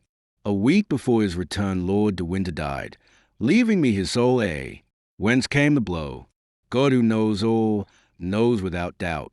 But as for me, I accuse nobody. "Oh, what an abyss! What an abyss!" cried Felton. Lord de Winter died without revealing anything to his brother. The terrible secret was to be concealed till it burst, like a clap of thunder, over the head of the guilty.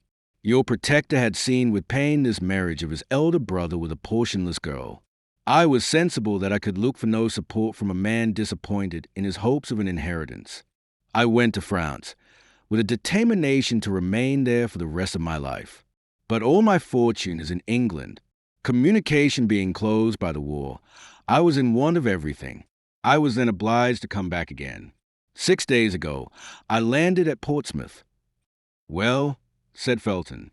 "Well, Buckingham heard by some means, no doubt, of my return. He spoke of me to Lord de Winter, already prejudiced against me, and told him that his sister-in-law was a prostitute, a branded woman. The noble and pure voice of my husband was no longer here to defend me. Lord de Winter believed all that was told him with so much the more ease that it was his interest to believe it. He caused me to be arrested, had me conducted hither, and placed me under your guard. You know the rest. The day after tomorrow he banishes me. He transports me. The day after tomorrow he exiles me among the infamous. Oh, the train is well laid. The plot is clever. My honor will not survive it. You see, then, Felton, I can do nothing but die. Felton, give me that knife."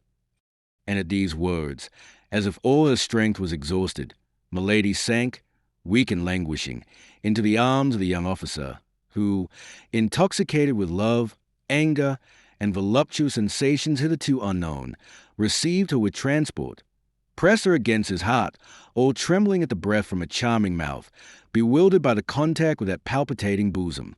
"No, no," said he, "no. You shall live honored and pure. You shall live to triumph over your enemies." Milady put him from her slowly with her hand, while drawing him nearer with a look. But Felton, in his turn, embraced her more closely, imploring her like a divinity. "Oh, death, death!" said she, lowering her voice and her eyelids. "Oh, death rather than shame! Felton, my brother, my friend, I conjure you." "No," cried Felton, "no. You shall live and you shall be avenged. Felton, I bring misfortune to all who surround me. Felton, abandon me. Felton, let me die." "Well, then, we will live and die together," cried he, pressing his lips to those of the prisoner. Several strokes resounded on the door. This time Milady really pushed him away from her. "Hark!" said she. "We have been overheard. Someone is coming. All is over. We are lost." "No," said Felton. "It is only the sentinel warning me that they are about to change the guard." "Then run to the door and open it yourself." Felton obeyed. This woman was now his whole thought, his whole soul. He found himself face to face with a sergeant commanding a watch patrol. "Well, what is the matter?" asked the young lieutenant. "You told me to open the door if I heard anyone cry out," said the soldier, "but you forgot to leave me the key. I heard you cry out, without understanding what you said. I tried to open the door, but it was locked inside. Then I called the sergeant." "And here I am," said the sergeant. Felton, quite bewildered, almost mad, stood speechless.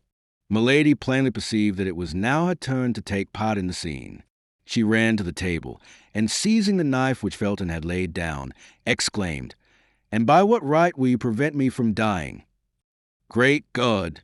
exclaimed Felton, on seeing the knife glitter in her hand. At that moment a burst of ironical laughter resounded through the corridor. The Baron, attracted by the noise, in his chamber gown, his sword under his arm, stood in the doorway. "Ah," said he, "here we are, at the last act of the tragedy. You see, Felton, the drama has gone through all the phases I named, but be easy, no blood will flow." Milady perceived that all was lost unless she gave Felton an immediate and terrible proof of her courage. "You are mistaken, my lord, blood will flow, and may that blood fall back on those who cause it to flow." Felton uttered a cry and rushed toward her. He was too late. Milady had stabbed herself, but the knife had fortunately, we ought to say skillfully, come in contact with the steel busk, which at that period, like a cuirass, defended the chests of women. It had glided down it, tearing the robe, and had penetrated slantingly between the flesh and the ribs. Milady's robe was not the less stained with blood. In a second, Milady fell down, and seemed to be in a swoon. Felton snatched away the knife. "See, my lord," said he, in a deep, gloomy tone, "here is a woman who was under my guard, and who has killed herself." "Be at ease, Felton," said Lord de Winter. "She is not dead. Demons do not die so easily. Be tranquil, and go wait for me in my chamber." "But, my lord—" "Go, sir, I command you." At this injunction from his superior, Felton obeyed, but in going out, he put the knife into his bosom. As to Lord de Winter, he contented himself with calling the woman who waited on Milady, and when she was come, he recommended the prisoner, who was still fainting, to her care, and left him alone. Meanwhile, all things considered and notwithstanding his suspicions, as the wound might be serious, he immediately sent off a mounted man to find physician. Chapter 58. Escape. As Lord de Winter had thought, Milady's wound was not dangerous. So soon as she was left alone with the woman whom the Baron had summoned to her assistance, she opened her eyes. It was, however, necessary to affect weakness and pain.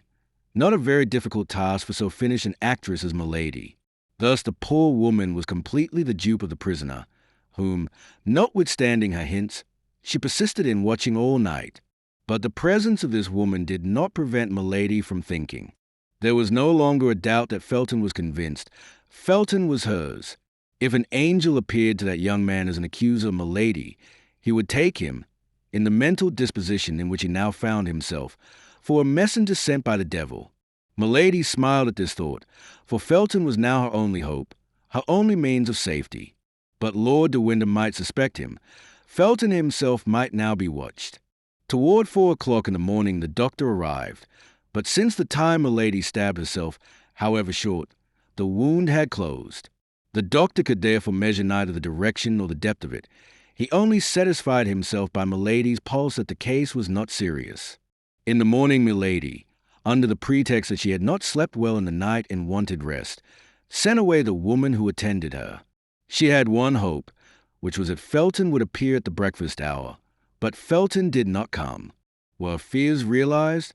Was Felton, suspected by the Baron, about to fail her at the decisive moment? She had only 1 day left. Lord de Winter had announced her embarkation for the 23rd, and it was now the morning of the 22nd. Nevertheless, she still waited patiently till the hour for dinner. Although she had eaten nothing in the morning, the dinner was brought in at its usual time. Milady then perceived, with terror, that the uniform of the soldiers who guarded her was changed. Then she ventured to ask what had become of Felton. She was told that he had left the castle an hour before on horseback. She inquired if the Baron was still at the castle. The soldier replied that he was, and that he had given orders to be informed if the prisoner wished to speak to him. Milady replied that she was too weak at present, and that her only desire was to be left alone. The soldier went out, leaving the dinner served. Felton was sent away. The Marines were removed. Felton was then mistrusted. This was the last blow to the prisoner. Left alone, she arose. The bed, which he had kept from prudence and that they might believe her seriously wounded, burned her like a bed of fire. She cast a glance at the door. The Baron had had a plank nailed over the grating. He no doubt feared that by this opening she might still by some diabolical means corrupt her guards. Milady smiled with joy. She was free now to give way to her transports without being observed. She traversed the chamber with the excitement of a furious maniac or of a tigress shut up in an iron cage. Certes, if the knife had been left in her power, she would now have thought not of killing herself, but of killing the Baron. At 6 o'clock Lord de Winter came in. He was armed at all points. This man, in whom Milady till that time had only seen a very simple gentleman, had become an admirable jailer. He appeared to foresee all, to divine all, to anticipate all. A single look at Milady apprised him of all that was passing in her mind. "Hey," said he, "I see, but you shall not kill me today. You have no longer a weapon. And besides, I am on my guard. You had begun to pervert my poor Felton. He was yielding to your infernal influence. But I will save him. He will never see you again. All is over. Get your clothes together. Tomorrow you will go." I had fixed the embarkation for the 24th, but I have reflected that the more promptly the affair takes place, the more sure it will be. Tomorrow, by 12 o'clock, I shall have the order for your exile, signed, Buckingham. If you speak a single word to anyone before going aboard ship, my sergeant will blow your brains out. He has orders to do so. If when on the ship you speak a single word to anyone before the captain permits you, the captain will have you thrown into the sea. That is agreed upon. Au revoir. Then, that is all I have to say today. Tomorrow I will see you again to take my leave." With these words the Baron went out. Milady had listened to all this menacing tirade with a smile of disdain on her lips, but rage in her heart. Supper was served. Milady felt that she stood in need of all her strength. She did not know what might take place during this night which approached so menacingly, for large masses of cloud rolled over the face of the sky, and distant lightning announced a storm. The storm broke about 10 o'clock. Milady felt a consolation in seeing nature partake of the disorder of her heart. The thunder growled in the air like the passion and anger in her thoughts. It appeared to her that the blast as it swept along disheveled her brow, as it bowed the branches of the trees and bore away their leaves. She howled as a hurricane howled, and her voice was lost in the great voice of nature, which also seemed to groan with despair. All at once she heard a tap at her window, and by the help of a flash of lightning she saw the face of a man appear behind the bars. She ran to the window and opened it. "Felton," cried she, "I am saved." "Yes," said Felton, "but silence, silence. I must have time to file through these bars. Only take care that I am not seen through the wicket." "Oh, it is a proof that the Lord is on our side, Felton," replied Milady. "They have closed up the grating with a board." "That is well. God has made them senseless," said Felton. "But what must I do?" asked Milady. "Nothing, nothing. Only shut the window. Go to bed, or at least lie down in your clothes. As soon as I have done, I will knock on one of the panes of glass. But will you be able to follow me?" "Oh, yes." "Your wound gives me pain, but will not prevent my walking. Be ready, then, at the first signal." Milady shut the window, extinguished the lamp, and went, as Felton had desired her, to lie down on the bed. Amid the moaning of the storm she heard the grinding of the file upon the bars, and by the light of every flash she perceived the shadow of Felton through the panes. She passed an hour without breathing, panting, with a cold sweat upon her brow, and her heart oppressed by frightful agony at every movement she heard in the corridor. There are hours which last a year. At the expiration of an hour, Felton tapped again. Milady sprang out of bed and opened the window. 2 bars removed form an opening for a man to pass through. "Are you ready?" asked Felton. "Yes." "Must I take anything with me?" "Money, if you have any." "Yes. Fortunately, they have left me all I had." "So much the better, for I have expended all mine in chartering a vessel." "Hey!" said Milady, placing a bag full of louis in Felton's hands. Felton took the bag and threw it to the foot of the wall. "Now," said he, "will you come?" "I am ready." Milady mounted upon a chair and passed the upper part of her body through the window. She saw the young officer suspended over the abyss by a ladder of ropes. For the first time an emotion of terror reminded her that she was a woman. The dark space frightened her. "I expected this," said Felton. It's nothing," said Milady. "I will descend with my eyes shut." "Have you confidence in me?" said Felton. "You ask that? Put your 2 hands together. Cross them. That's right." Felton tied her 2 wrists together with his handkerchief, and then with a cord over the handkerchief. "What are you doing?" asked Milady with surprise. "Pass your arms around my neck, and fear nothing. But I shall make you lose your balance, and we shall both be dashed to pieces. Don't be afraid. I am a sailor." Not a second was to be lost. Milady passed her 2 arms round Felton's neck, and let herself slip out of the window. Felton began to descend the ladder slowly, step by step. Despite the weight of 2 bodies, the blast of the hurricane shook them in the air. All at once Felton stopped. "What is the matter?" asked Milady. "Silence," said Felton. "I hear footsteps." "We had discovered." There was a silence of several seconds. "No," said Felton, "it is nothing." "But what, then, is the noise?" "That of the patrol going their rounds." "Where is their road?" "Just under us." "They will discover us." "No, if it does not lighten. But they will run against the bottom of the ladder. Fortunately, it is too short by 6 feet. Here they are. My God!" Silence. Both remained suspended, motionless and breathless, within 20 paces of the ground, while the patrol passed beneath them laughing and talking. This was a terrible moment for the fugitives. The patrol passed. The noise of their retreating footsteps and the murmur of their voices soon died away. "Now," said Felton, "we are safe." Milady breathed a deep sigh and fainted. Felton continued to descend. Near the bottom of the ladder, when he found no more support for his feet, he clung with his hands. At length, Arrived at the last step, he let himself hang by the strength of his wrists and touched the ground. He stooped down, picked up the bag of money, and placed it between his teeth. Then he took Milady in his arms and set off briskly in the direction opposite to that which the patrol had taken. He soon left the pathway of the patrol, descended across the rocks, and when arrived on the edge of the sea, whistled.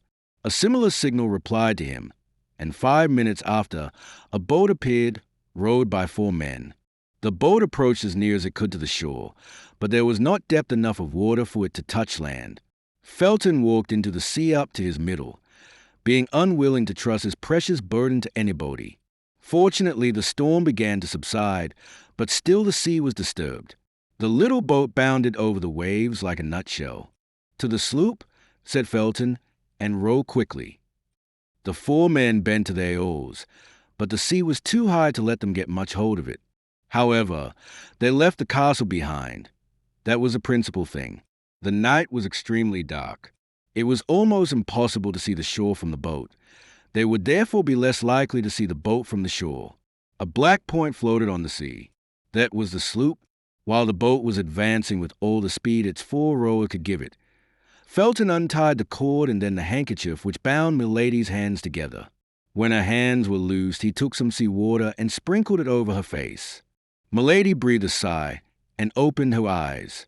"Where am I?" said she. "Saved," replied the young officer. "Oh, saved, saved," cried she. "Yes, there's the sky. Here is the sea. The air I breathe is the air of liberty." "Ah, thanks, Felton, thanks." The young man pressed her to his heart. "But what is the matter with my hands?" asked Milady. "It seems as if my wrists had been crushed in a vice." Milady held out her arms. Her wrists were bruised. "Alas," said Felton, looking at those beautiful hands and shaking his head sorrowfully. "Oh, it's nothing, nothing," cried Milady. "I remember now." Milady looked around her, as if in search of something. "It is they," said Felton, touching the bag of money with his foot. They drew near to the sloop. A sailor on watch hailed the boat. The boat replied. "What vessel is that?" asked Milady. "The one I have hired for you." "Where will it take me?" "Where you please, after you have put me on shore at Portsmouth." "What are you going to do at Portsmouth?" asked Milady. "Accomplish the orders of Lord de Winter," said Felton, with a gloomy smile. "What orders?" asked Milady. "You do not understand?" asked Felton. "No, explain yourself, I beg." "As he mistrusted me, he determined to guard you himself, and sent me in his place to get Buckingham to sign the order for your transportation." "But if he mistrusted you, how could he confide such an order to you?" "How could I know what I was a bearer of?" "That's true. And you are going to Portsmouth." "I have no time to lose. Tomorrow is the 23rd, and Buckingham sets sail tomorrow with his fleet." "He sets sail tomorrow. Wherefore?" "For La Rochelle." "He need not sail," cried Milady, forgetting her usual presence of mind. "Be satisfied," replied Felton. "He will not sail." Milady started with joy. She could read to the depths of the heart of this young man. The death of Buckingham was written there at full length. "Felton," cried she, "you are as great as Judas Maccabeus. If you die, I will die with you. That is all I can say to you." "Silence," cried Felton. "We are here." In fact, they touched the sloop. Felton mounted the ladder first and gave his hand to Milady, while the sailor supported her, for the sea was still much agitated. An instant after they were on the deck. "Captain," said Felton, "this is the person of whom I spoke to you, and whom you must convey safe and sound to France." "For 1,000 pistoles," said the captain. "I have paid you 500 of them." "That's correct," said the captain. "And here are the other 500, replied Milady, placing her hand upon the bag of gold. "No," said the captain, "I make but one bargain, and I have agreed with this young man that the other 500 shall not be due to me till we arrive at Boulogne." "And shall we arrive there?" "Safe and sound, as true as my name's Jack Butler." "Well," said Milady, "if you keep your word, Instead of 500, I will give you 1,000 pistoles." "Hurrah for you! Then, my beautiful lady," cried the captain, "and may God often send me such passengers as your ladyship." "Meanwhile," said Felton, "convey me to the little bay of. You know it was agreed you should put in there." The captain replied by ordering the necessary maneuvers, and towards 7 o'clock in the morning the little vessel cast anchor in the bay that had been named. During this passage, Felton related everything to Milady. How, instead of going to London, he had chartered the little vessel, how he had returned, how he had scaled the wall by fastening cramps in the interstices of the stones as he ascended to give him foothold, and how, when he had reached the bars, he fastened his ladder. Milady knew the rest. On her side, Milady tried to encourage Felton in his project, but at the first word which issued from her mouth, she plainly saw that the young fanatic stood more in need of being moderated than urged. It was agreed that Milady should wait for Felton till 10 o'clock. If he did not return by 10 o'clock, she was to sail. In that case, and supposing he was at liberty, he was to rejoin her in France at the convent of the Carmelites at Bethune.